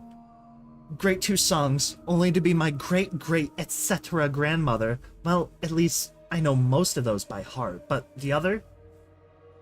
I couldn't help but roll my eyes as much as I adored Velvet Remedy's music and fell in love with her in every song. Tonight, we were just looking for distraction. It didn't have to be perfect. You think y'all will be able to keep every set of eyes on you? Calamity asked. Velvet Remedy looked playfully insulted. Why, of course, dear. There won't be an eye for any pony else in that room. I believed it. I believed Velvet Remedy could keep every eye on her, even if Ditsy Doo was in the audience. Suddenly, Velvet Remedy gasped. Every eye? I'll need a bath. Oh no, what am I going to wear? Oh, the classic rarity problems right there. She's really getting in character now of being the younger sister of sweet Rarity. I can help with that. Velvet cocked her head. No, thank you. I can bathe myself quite well enough, dear. I stammered, flushing. Ooh, it's getting warm in here. Ooh, that wasn't what I meant. But now that she said it, I couldn't drive the image out of my mind. My heart fluttered in my chest. Calamity neighed and turned away. I'll give you two some private time for. He waved a hoof between us. Whatever this is. He made a quick exit, muttering something about helping God's ponies get their magical plasma cannon up and running before Red Eye's forces got there. I wasn't paying any attention. I only had eyes for Velvet Remedy, and I could feel my face burning. I stomped. I meant, I have the perfect thing for you to wear. Focusing my magic, I opened my saddlebags and slid out the most beautiful dress in the wasteland. My find from Carousel Boutique. Holy shoot, it goes full circle. God dang. Holy cow, it goes full circle. They thought of everything, didn't they? Good grief. Oh my gosh, that was so long ago. I'm amazed they are remembering all this crud. How can I fix this? How many times must I try? Angel food cake's okay. Chocolate cake's pretty good. Not really a pie fan. Oreo pie, I guess, is okay. Chocolate pie. Just chocolate. Really, pretty much. That's pretty much it in terms of pie. How can I fix this? How many times must I try? Please, this time let me get it right. Get it right. Velvet Remedy was gorgeous. The dress was perfect on her, making her more stunning than I had ever seen her before. Her horn was aglow, and the stage was awash with warm colored light that shifted with her voice and the mood of the song. I rear up on my hooves, throw a buck in the air, and let my firm resolve overwhelm my despair. She'd chosen as her first number that same incredibly heartbreaking song from the radio, something every pony would be familiar with, and she was more than doing it justice. She was magnificent.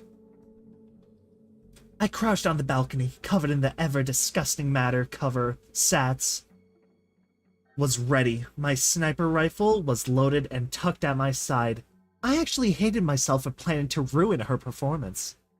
Deadeyes hadn't been stupid. When I entered the balcony, I found a note had been left for me. One shot to the target, one to the table. The stage is rigged to explode if you shoot anything else. Good God! Holy crud! Celestia, burn him. Even if I could get a message to Calamity, he was no better at disarming explosives than I was. Out of petty spite, I stole his copy of Applied Gemstones. Holy shoot, what do they do now? Oh no, are they gonna shoot God? Holy cow. That is intense. Dude. I am freaking loving this. Velvet Remedy drew the song to a tear-jerking close. The audience scores of rated ponies sat utterly stunned. Even God's beak had dropped open. There were several seconds of dense quiet, the stage going dark, save for the faintest glow from Remedy's horn. An explosion of hoofbeats shook the mess hall, vibrating the balcony and sending bits of debris down from the roof as dozens of ponies' hoofs stomped in applause. I caught Deadeye shooting a glance up at the balcony. Out of the corner of her eye, God caught it too.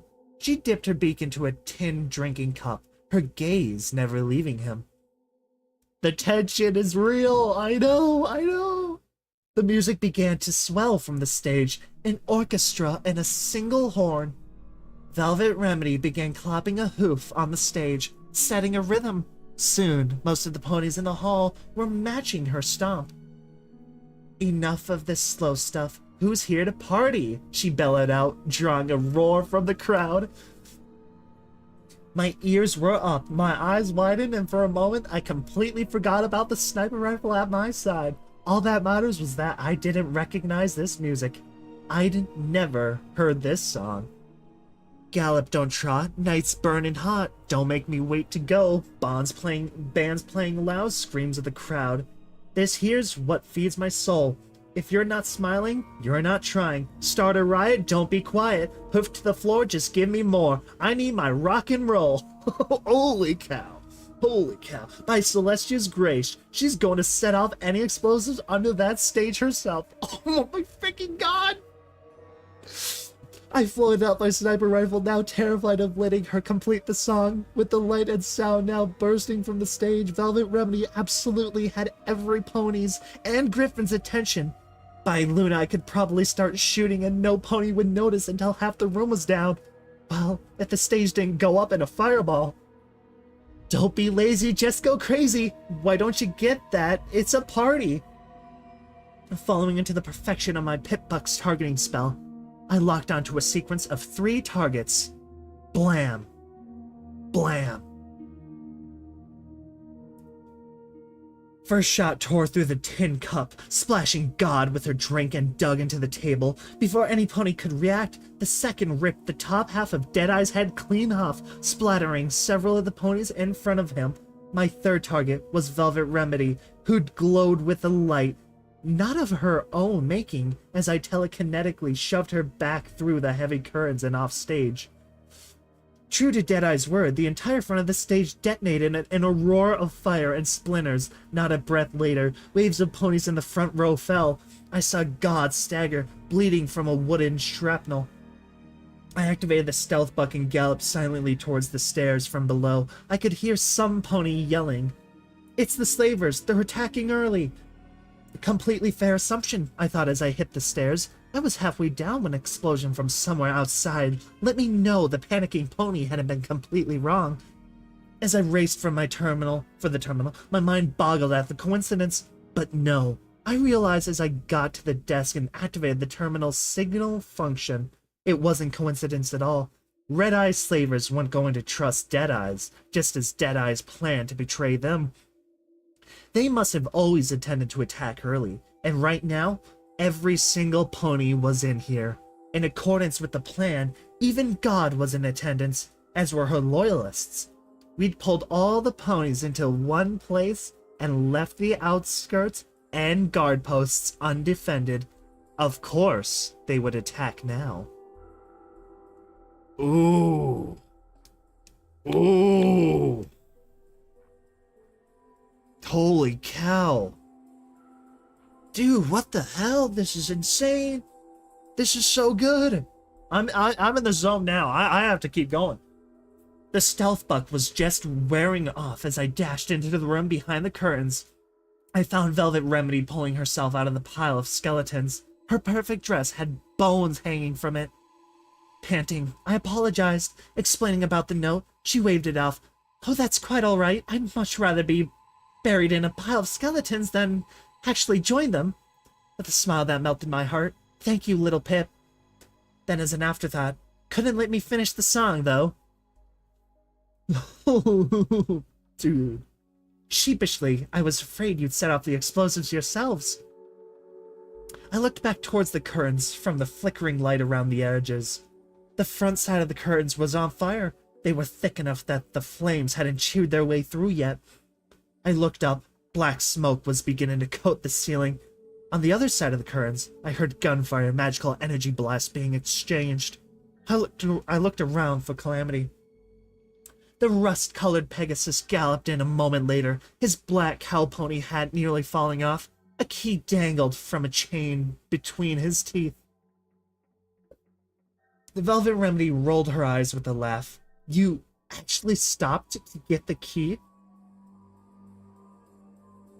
Calamity turned his head, hooking the chain to one of the guns on his battle saddle. Hells yeah, he grinned to Velvet. Depending on who wins out there, I'm already making plans to swoop back in and loot the bodies. Velvet Remedy turned up her nose. Even I rolled my eyes. Then I turned and trotted for the gate. Come on.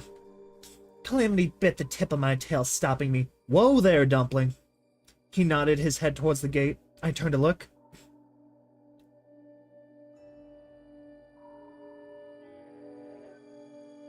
I turned to look. On the other side of the gate, between us and the now open metal door, were four turrets pointing right at me. I groaned, turning back on the power. I groaned. Turning back on the power, turned on the turrets too. How could I have been so stupid as to not realize that would happen? I could have disabled them before, when it was safe. We take all four at once? Calamity asked. No, hold on. Let me think. Why are we still going down there anyway? Velvet asked, clearly assuming the rest of the plan was a bust. I was tempted to agree. Now more than anything, I'm kinda hoping there's a back way out. I lifted my pit buck and looked at it. Okay, we're in luck. I've got one more stealth buck. I can use it to get up to the turrets and reprogram them, just like the ones back in that Pegasus convoy. That way, they'll let us through, and keep any pony who gets the idea to follow us out. We had a plan. I pulled the dead stealth buck out of my pit buck and slotted in the last one. Then, I got to work.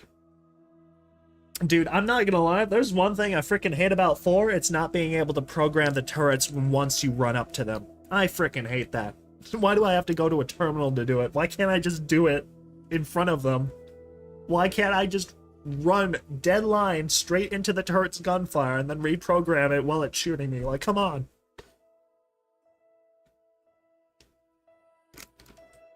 Oh, man.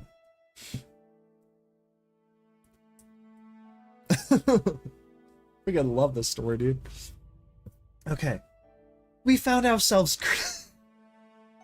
I think this story is great. I am having a blast reading this. We found ourselves honestly, also, I'm not that hard to please. I'm really not. I enjoy, like, pretty much everything I read on this channel and post, so it's pretty much whatever. We found ourselves creeping through caves converted to storage, piled with crates emblazoned with the name Shattered Hoof Re-Educational Stockyard. A few were marked with a circle proclaiming them Celestia Tier Priority and branded with either the initials MAS or MWT. Okay. I'm trying to... MAS or MWT. Oh, of course. Well, I was... Yeah, see, right? MAS is Ministry of Magic, but I haven't heard... What could that... The W. The WT? Ministry... See, is Ministry of Magic. Why isn't it O? M. Wartime technology? Wartime, there's no... Ministry of Wartime Technology? Okay. While I whispered conversationally to my companions, I know MAS is the Ministry of Magic, but I haven't heard of the other one. Calamity stopped, an expression of confusion and clouding his face. How does... Ministry of Arcane Sciences? Of course! That makes sense. Velvet Remedy explained casually before he heard something. A voice low and deep rumbled through the caves, bringing us all to a halt. So, you're the little ponies who have come to my town and made such a mess of things. You've killed my lieutenant, and now you've come for me. Mr. Topaz? Calamity asked, echoing my own thoughts. Either he was using an impressively well-hidden speaker system, or he was using magic to augment his voice. I suspected the latter. And that probably meant a unicorn, or a worse idea struck me. One of those pseudo-goddess things like the creature from old Appaloosa. I want to know what that was. Like, to me, that's just like a changeling. But I don't think it is.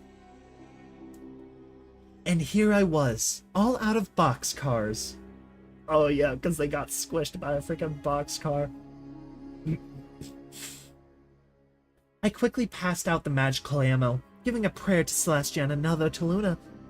If Mr. Topaz was one of those monsters, we need all the divine assistance we could get.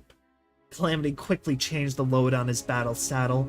Velvet Remedy, however, looked unimpressed. Her horn began to glow, and when she opened her mouth, her voice cried out from every rock and timber in the mines.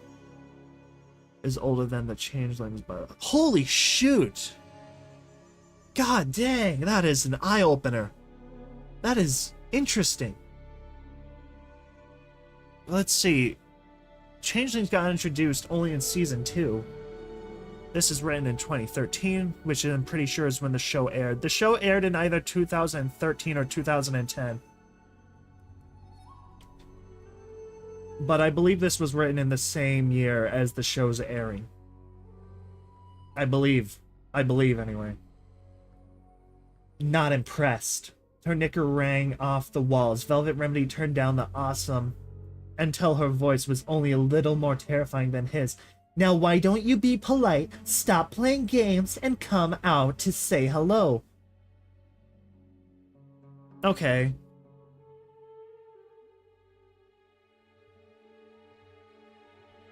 Okay, but this was published in 2013, so changelings would exist by now.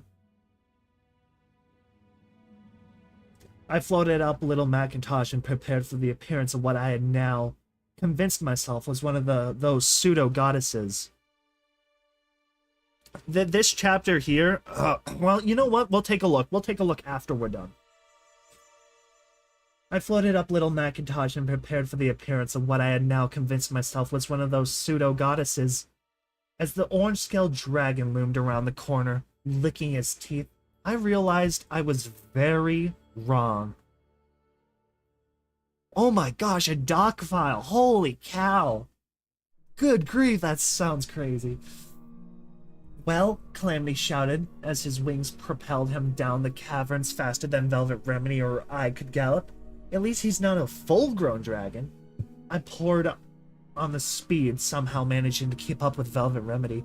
Calamity was right for what good that did us.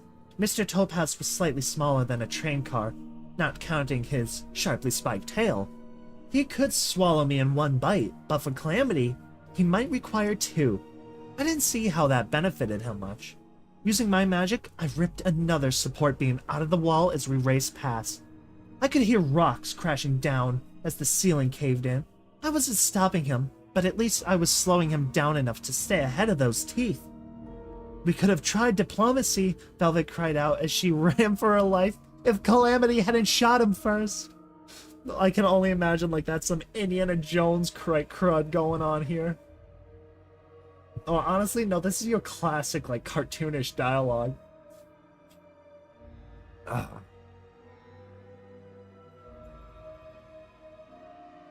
My breath was becoming labored, and stitches of fire were growing through my lungs. I could hear Mr. Topaz tearing through the newest collapse.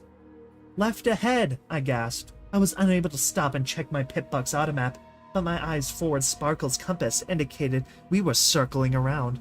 At least we know the new ammo works. Calamity spun in place, firing off twin shots at the dragon, then took a hard left, disappearing around the corner. We followed. Not far behind. The hall we had just left turned into an inferno, the walls shaking from the dragon's roar.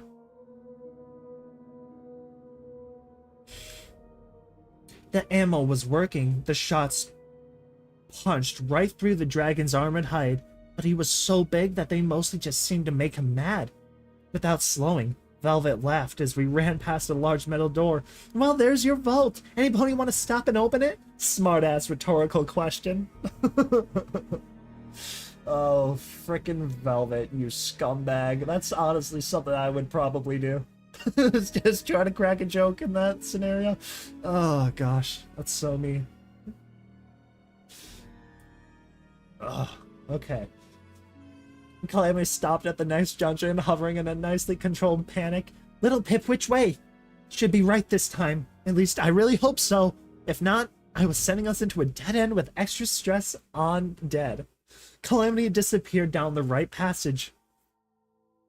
Luna and Celestial were with us. The choice had been right, and the passageway led us back into the first tunnel. Recognizing it, Calamity had already flown back into the Shattered Hoof where the battle began between the raiders and slavers were fully engaged. Velvet Remedy was next out. As I raced for the door, Mr. Topaz finally caught up. He opened his huge maw, teeth glistening, a drop of saliva fell onto my neck. The turrets opened fire as I raced through them. The dragon screamed. The sound rocked the mess hall and brought a temporary halt to the fighting as every pony turned to stare at the now quite wounded and extremely pissed off dragon as Mr. Topaz blasted all 4 turrets with fire.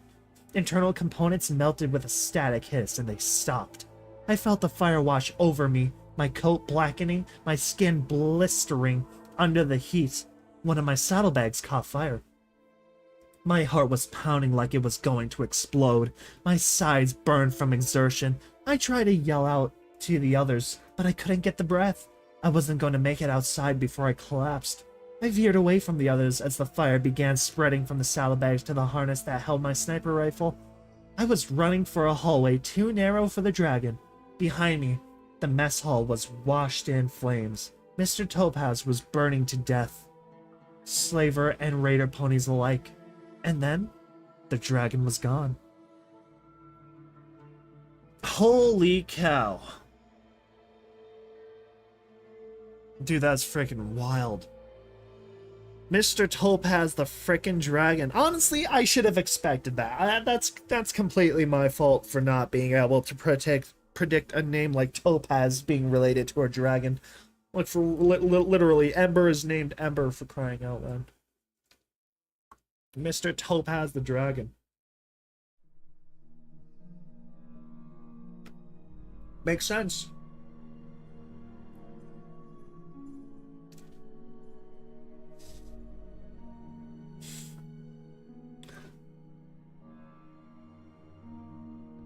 Unexpected, yeah. No. I collapsed against the wall of washroom 2 corridors away from the mess hall. Panting hard, water filled the sink next to me, soaking my saddlebags and pouring onto the floor next to me. It felt cool against my burned, tortured skin. I flopped over and wallowed in the forming puddle, wishing I could dip every part of me that hurt into it. I was crying.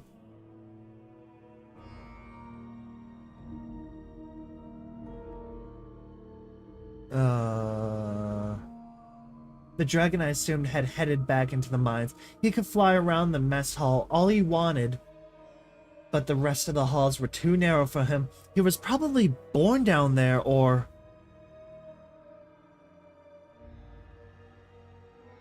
Velvet Remedy collapsed next to me, breathing heavily. It was nothing short of miraculous that neither of us were more gravely injured, much less dead. I tried to get up, but now that I'd stopped, my legs were refusing to work again.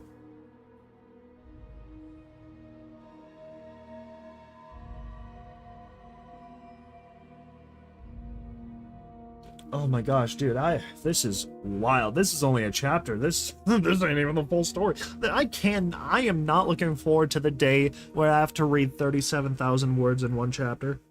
I think that's the day I cry.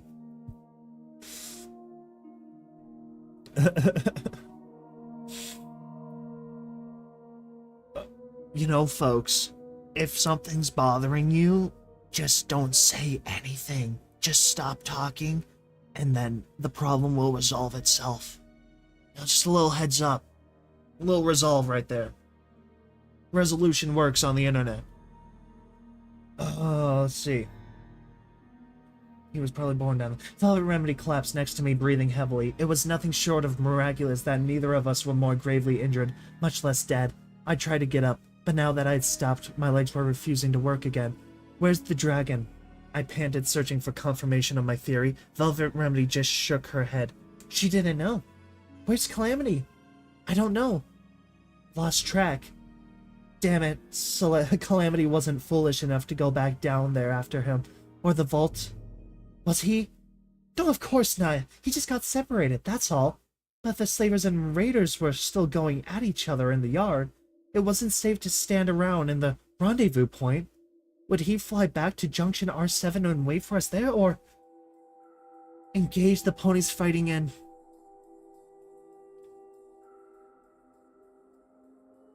Okay.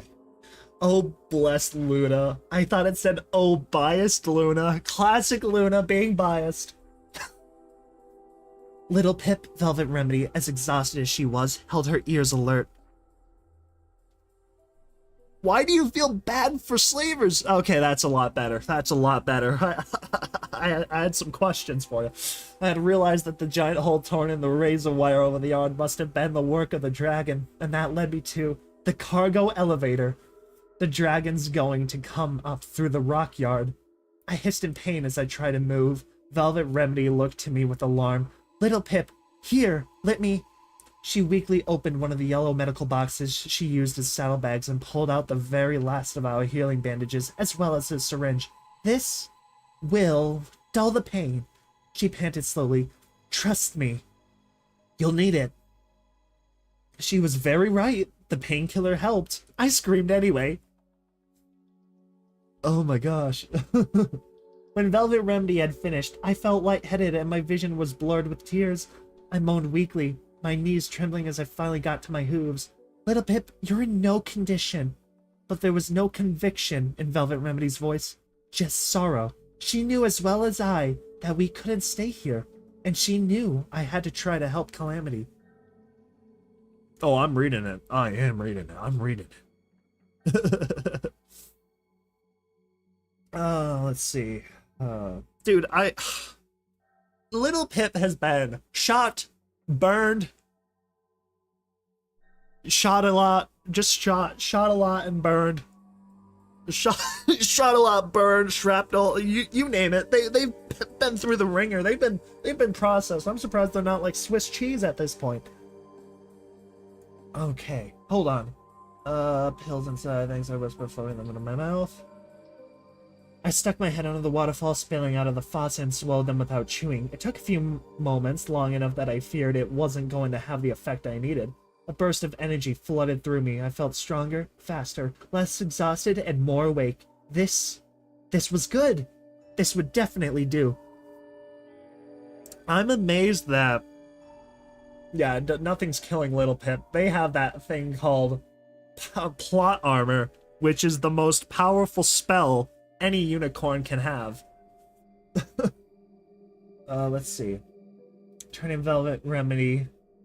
Oh, wait, nope. Holy cow, where the heck was I?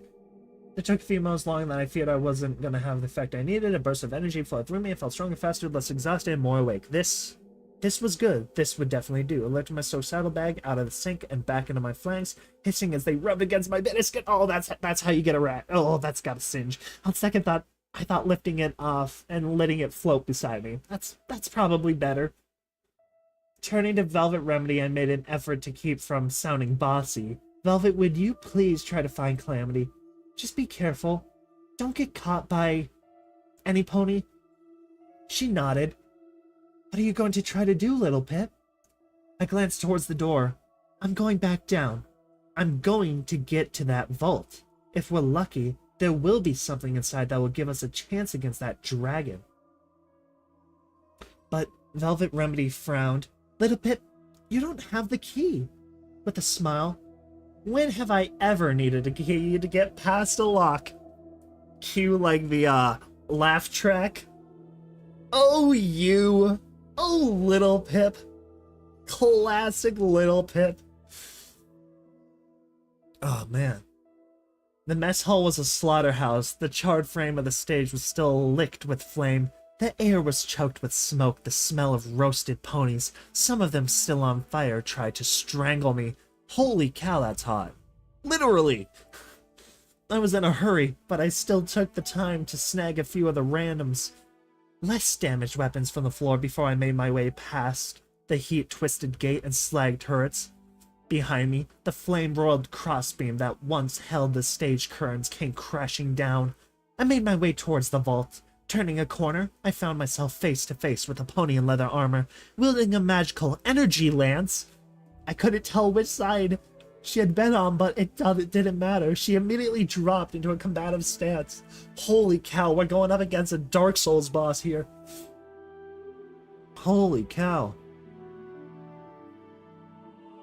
Wait. She thrust the glowing tip of the lance at me. I tried to dodge, my side slamming into the cave wall. A line of stinging agony swept across the side of my neck, my flesh bubbling and melting.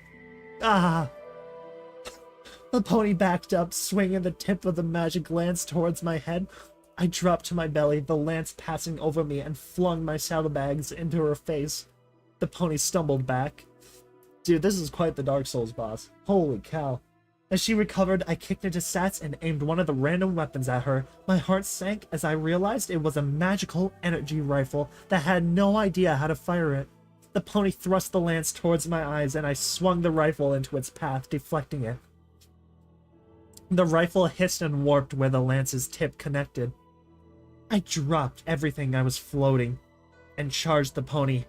Head down, she swung the lance again, but I was inside its reach. The shaft slapped against my side with enough force to bruise through my armored utility barding. I'm surprised that barding's still intact, I'm not gonna lie. Given it's been burned, shot, damaged, bruised, whatever the heck. Everything in between, but not enough to knock me off course. My horn punched through her armor and buried itself deep into her chest. Good lord.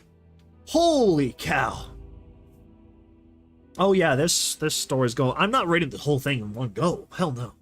But yeah, I believe this is the longest fanfic in all of MLP history. I felt the lance bounce off my head as I dropped from her mouth. She tried to pull back, but I pushed forward until I felt her weaken, her body becoming dead weight. Dude, that is a critical hit right there, dude. A solid nat 20. Dude, yeah, that is pure luck though. That they had to re-roll what do you call it? I don't know, death save. They had to do a death saving throw. And it saved them. Oh my gosh. I felt the lance drop ahead, but I pushed forward until I felt her weaken, her body becoming dead weight. I stepped back, my horn coated in blood. The pony fell at my feet, still breathing shallowly. I felt the blood trickle down my head. A drop fell into my left eye. Oh, tinting my sight with scar. Ooh, my eyes. Oh no, gotta rub my eyes now. Dude, y'all remember that one scene from 28 Days Later? Holy cow, so canon. Weakly, she whimpered, I don't want to die. Then why'd you freaking try to kill her, you idiot? I cringed. I tried to blink the blood out of my eye, but instead more drops fell in. Move your freaking eye! Blurring my vision, it's too late. I'm sorry, honestly, I can't save you. Bro, move your freaking eye! Blink or something! Keep it shut! I contemplated breaking her neck. She was already dead! Why make her suffer? I raised my hoof and stepped over her. I just couldn't do that. No matter what, I was allowing the wasteland to make me. I hadn't changed that much yet. You've changed quite a lot. You've become a murderer and a bit of a tactical strategic planner at the same time. You're not exactly doing all too good. I walked down the shaft a few more feet, then stopped and turned. I floated my saddlebags to me, opening them and drawing out my blanket. I gently laid it across her, then I floated the weapons up from the ground, leaving the magical energy rifle, but adding her lance to my collection. I didn't have any further trouble before reaching the vaults. Oh my god. You're just freaking blink! Close your eye! Don't just freaking let more drops just fall in there. Think, little Pip, think! Alright. Drink break real quick.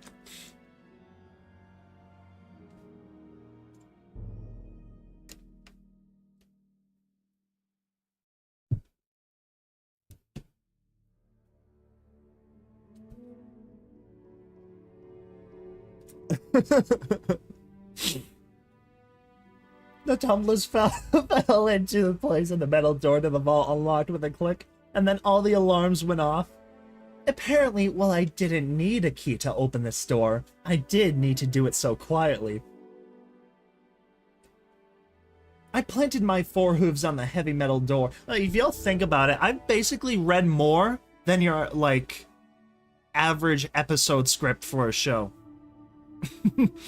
Pushing it open, something I almost certainly could have done if I wasn't hyped on Buck. Okay, I stepped into the darkness beyond and focused, increasing the light of my horn to illuminate the room. There were many things I had been expecting. This wasn't any of them. The room was filled top to bottom with shelves of memory orbs. Each orb was tagged with a date and a guess number. There must have been hundreds of them. My ears and tail drooped. There was nothing in here that would help against. Well, aren't you insistent? I spun around. Mr. Topaz was crouched at the door of the vault, the dragon's head sticking in. He was too broad at the shoulders to fit, but he completely blocked my only exit, and one breath of fire will incinerate everything in the vault. I was on my way up to chomp a few of your friends outside, particularly that delicious-looking Pegasus, when you just had to ring the dinner bell. I was able to back just out of chomping range before my tail hit the back shelf, sending memory orbs falling to the floor. I looked around frantically, but there was no place to hide or flee. Dude, don't break the memory orbs. God dang, dude, I want those.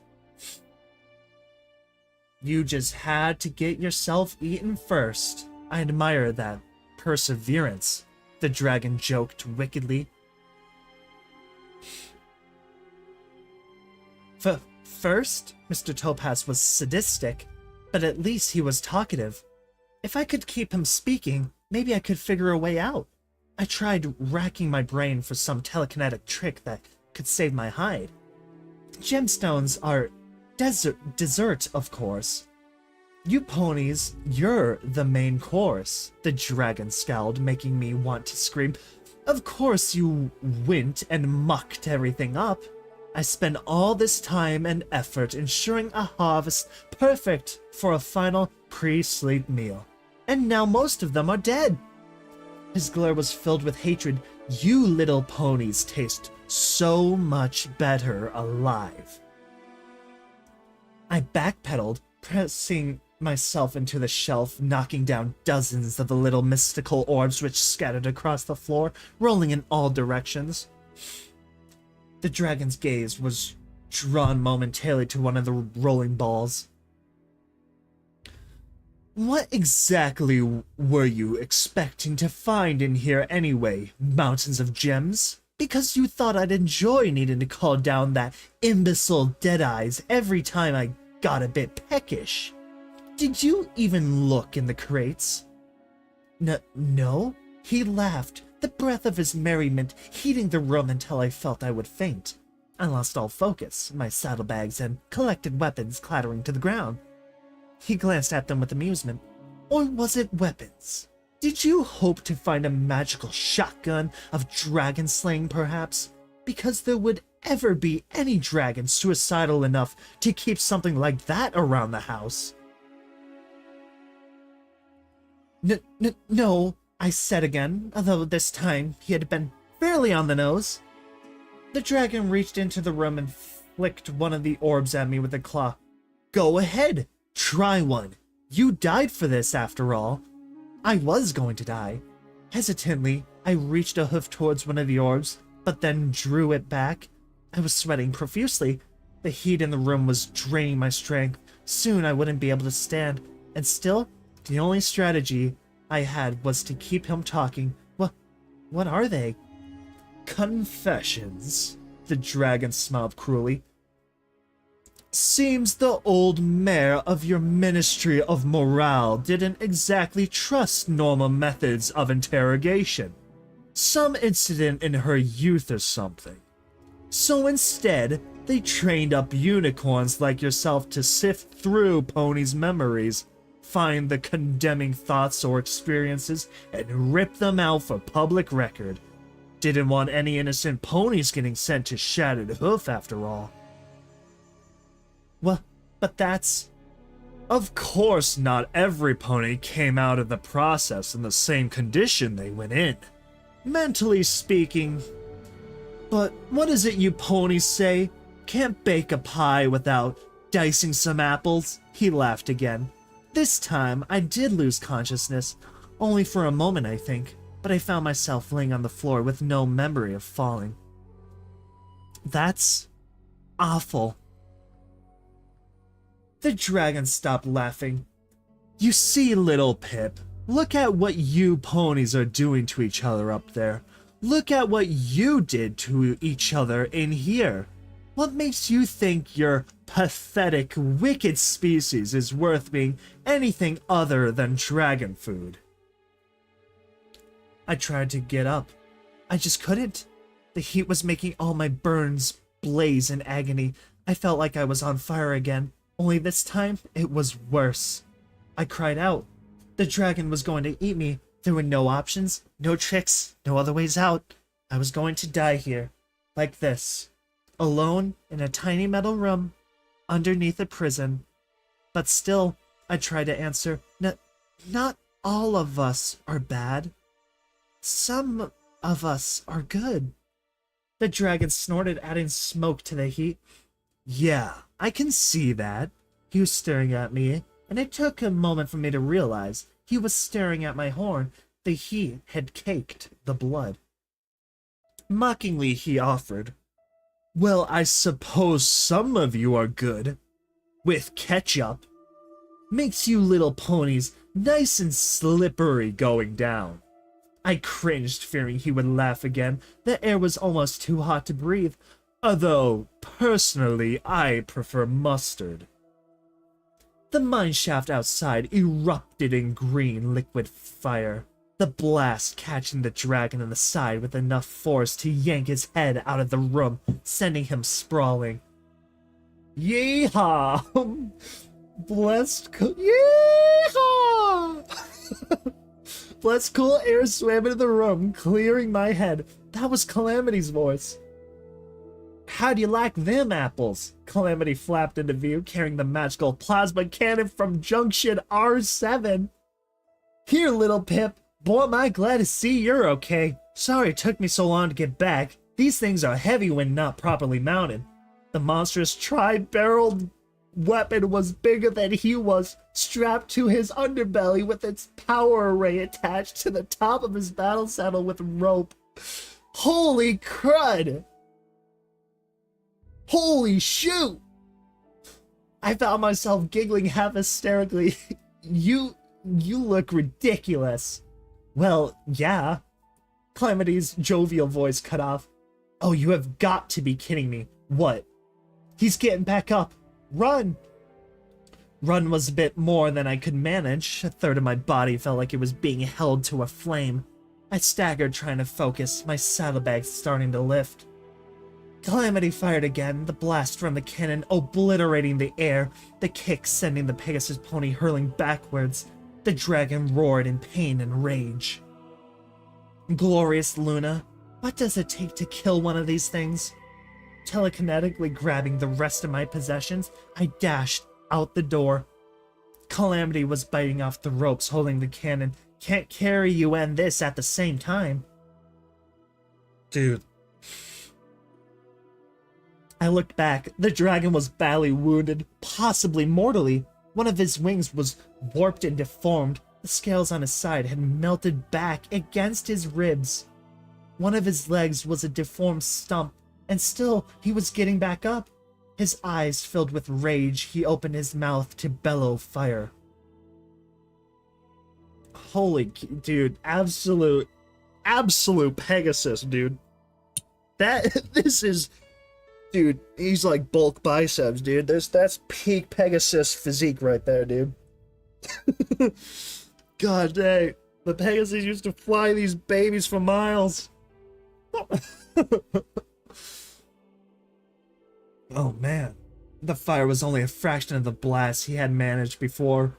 I felt the wave of superheated air that rode in front of it, but the flames didn't reach us. Moments later, Calamity was pulling past God, engaged in a brutal aerial combat with the two griffins from the slaver camp. Out of the corner of my numb, bloodied eye, I saw her draw that magical energy shotgun and empty it point blank into the breast of one of her opponents. Beneath us, the chaos of warring ponies filled the rock yard, explosions and bursts of magical energy forming a violent dance of carnage around the dark, hollow square of the lift. The dragon, impossibly, followed. Bro, it don't go down. It don't go down. The dragon don't go down. It only gets up. And I get knocked down. And then I get up again. And I get knocked down. They're gonna keep me down. And I get knocked down. Oh my god. Even with its ruined wing, the dragon was faster than we were. Tearing through the hole in the razor mesh in pursuit of us, Calamity would have been more maneuverable had his wing been fully healed and he wasn't carrying the extra weight. As it was, we were a total pony flying brick.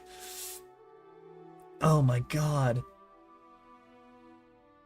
Jeez. As the dragon drew closer, Mr. Topaz opened his maw wide. Glancing back, I saw rows of viciously sharp teeth surrounding a dark, insatiable gullet. I had an idea. Keep flying straight. Calamity grunted, straining his wings for more speed. I hope you know what you're doing. I opened my saddlebags and pulled out the rest of my grenades. All of them. I noted with terror-tinged amusement that they really did look like metal apples. How do you like them apples? I whispered as I let go of everything but the stem, sending the grenades right into the dragon's ravenous throat. Even as they disappeared, it occurred to me that I may have made a horrible mistake. Dragons can breathe fire and eat gems. What made me think a few grenades would cause more than indigestion?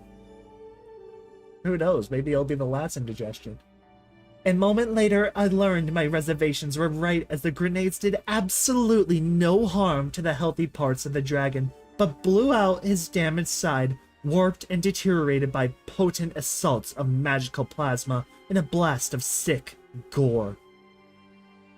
Mr. Topaz, a gaping hole in his side larger than 3 full ponies, was almost certainly dead before he hit the ground, messily and skidded 30 yards, leaving a swath of blood and internal fluids.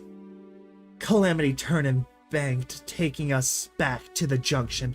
There were still battles raging in parts of Shattered Hoof, but we had both had enough excitement for the night. Oh, horse apples, Calamity said wearily. I almost forgot about Velvet Remedy. Before I could panic, he informed me she'd hit herself in the visitor center, and I told her I'd be back for her. Gently, he sat me down, and then flapped back into the night, looking utterly exhausted. I sat there, waiting for him to return, and at some point, I fell asleep. Footnote: level up. New perk, Sniper Pony. Your chance to hit an enemy's head and sats is increased by 25%. Holy cow! Holy crab apples, Batman! Gee whiz! That was freaking intense. That was super intense. That was really freaking good. That was such a good story. Holy crud. That was an interesting arc. Gee willikers, Batman. I absolutely enjoyed that. What did everyone think? What did everyone think of that? I'm just waiting for the power armor to be introduced. Where's the Enclave? Where's the old pre-war remnants? Where's the NCR? Where's the New Pony Republic? Or wouldn't that be the NEC? Oh my gosh. Oh no, one of the best parts. You gotta tell me there's gonna be a lot more best parts out there. I better have more dropping, jaw dropping. Okay, let's see. What else we got here? Let's go on. Next chapter, 8,000 words. Alright, well, that'll probably be its own chapter. I'll see. Maybe I'll get to another one this week, hopefully. Gosh, that is good. This is a fun series. I did say we were gonna look at something. So in terms of fan fiction, that's when they started. Okay, let's see here. A lot of these were uploaded pretty consecutively. 30th July, 39th of July. So, you know what? I'm guessing you're right. 1st of August. These were pretty much posted almost daily. So I'm guessing you are right about when it originally came out, because I'm guessing that's just when it got ported from the doc to the fanfiction website. I'm guessing the creator already had everything done by then. That's just my guess. Yeah. That's what I'm seeing here. And then I'm guessing this is just when it finally got. So they made all of this and then like in a quarter of a couple weeks and then just freaking called it done. Yeah, that's what I'm saying. How they created so fast. True dedication. I'm telling you, folks. Passion is amazing. Bro, freaking. Oh my gosh. This will hit the featured box in no time, I'll bet. Yeah, probably. I don't know. Dude, what a fun story. What a fun story. 62. Oh god. 620,000 words. Dude, I know. That's like I said, I appreciate people who make the AUs, but actually have passion to do them and are not just doing it for like attention grabbing or like I don't know what the word is exactly, what word I'm looking for, but just doing it just to get noticed. You know, I like people who make their stories and do it not because they feel forced to or anything, but I want them to do it because, yeah, to be famous. I like it when they make stories because they're passionate about it, because they enjoy it. Name changeling deceit deceased. I think might have seen that. My Deceited Pony or something. What do I think about? What's the question? I haven't looked at that one yet. I'm thinking about looking at it soon. Thinking about giving in and looking at it. I've run out of a lot of longer stories, so I'm starting to now having to pick at littler stories. It's all I know. Okay. What is question? Dude, only 6,000 followers? By the way, they made other stories too. Uh-oh. How do I go back? I see this Prey one. I'm a huge fan of Prey. I loved that video game. What do you think about what you didn't even ask your question? What's the question?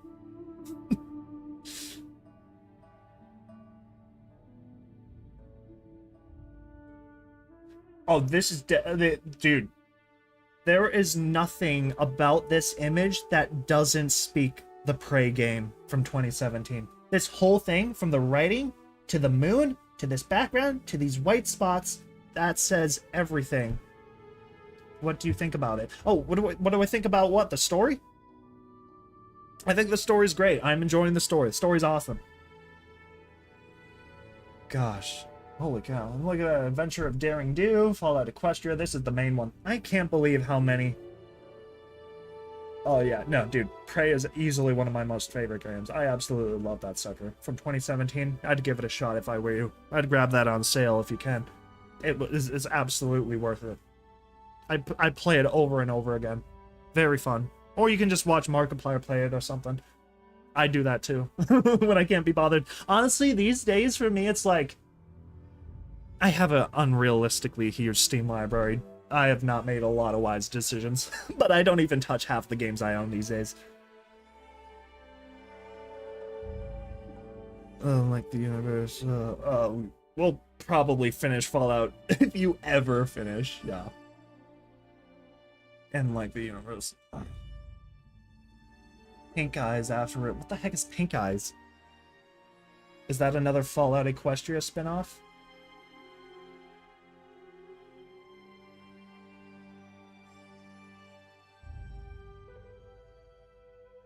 Okay, gotcha.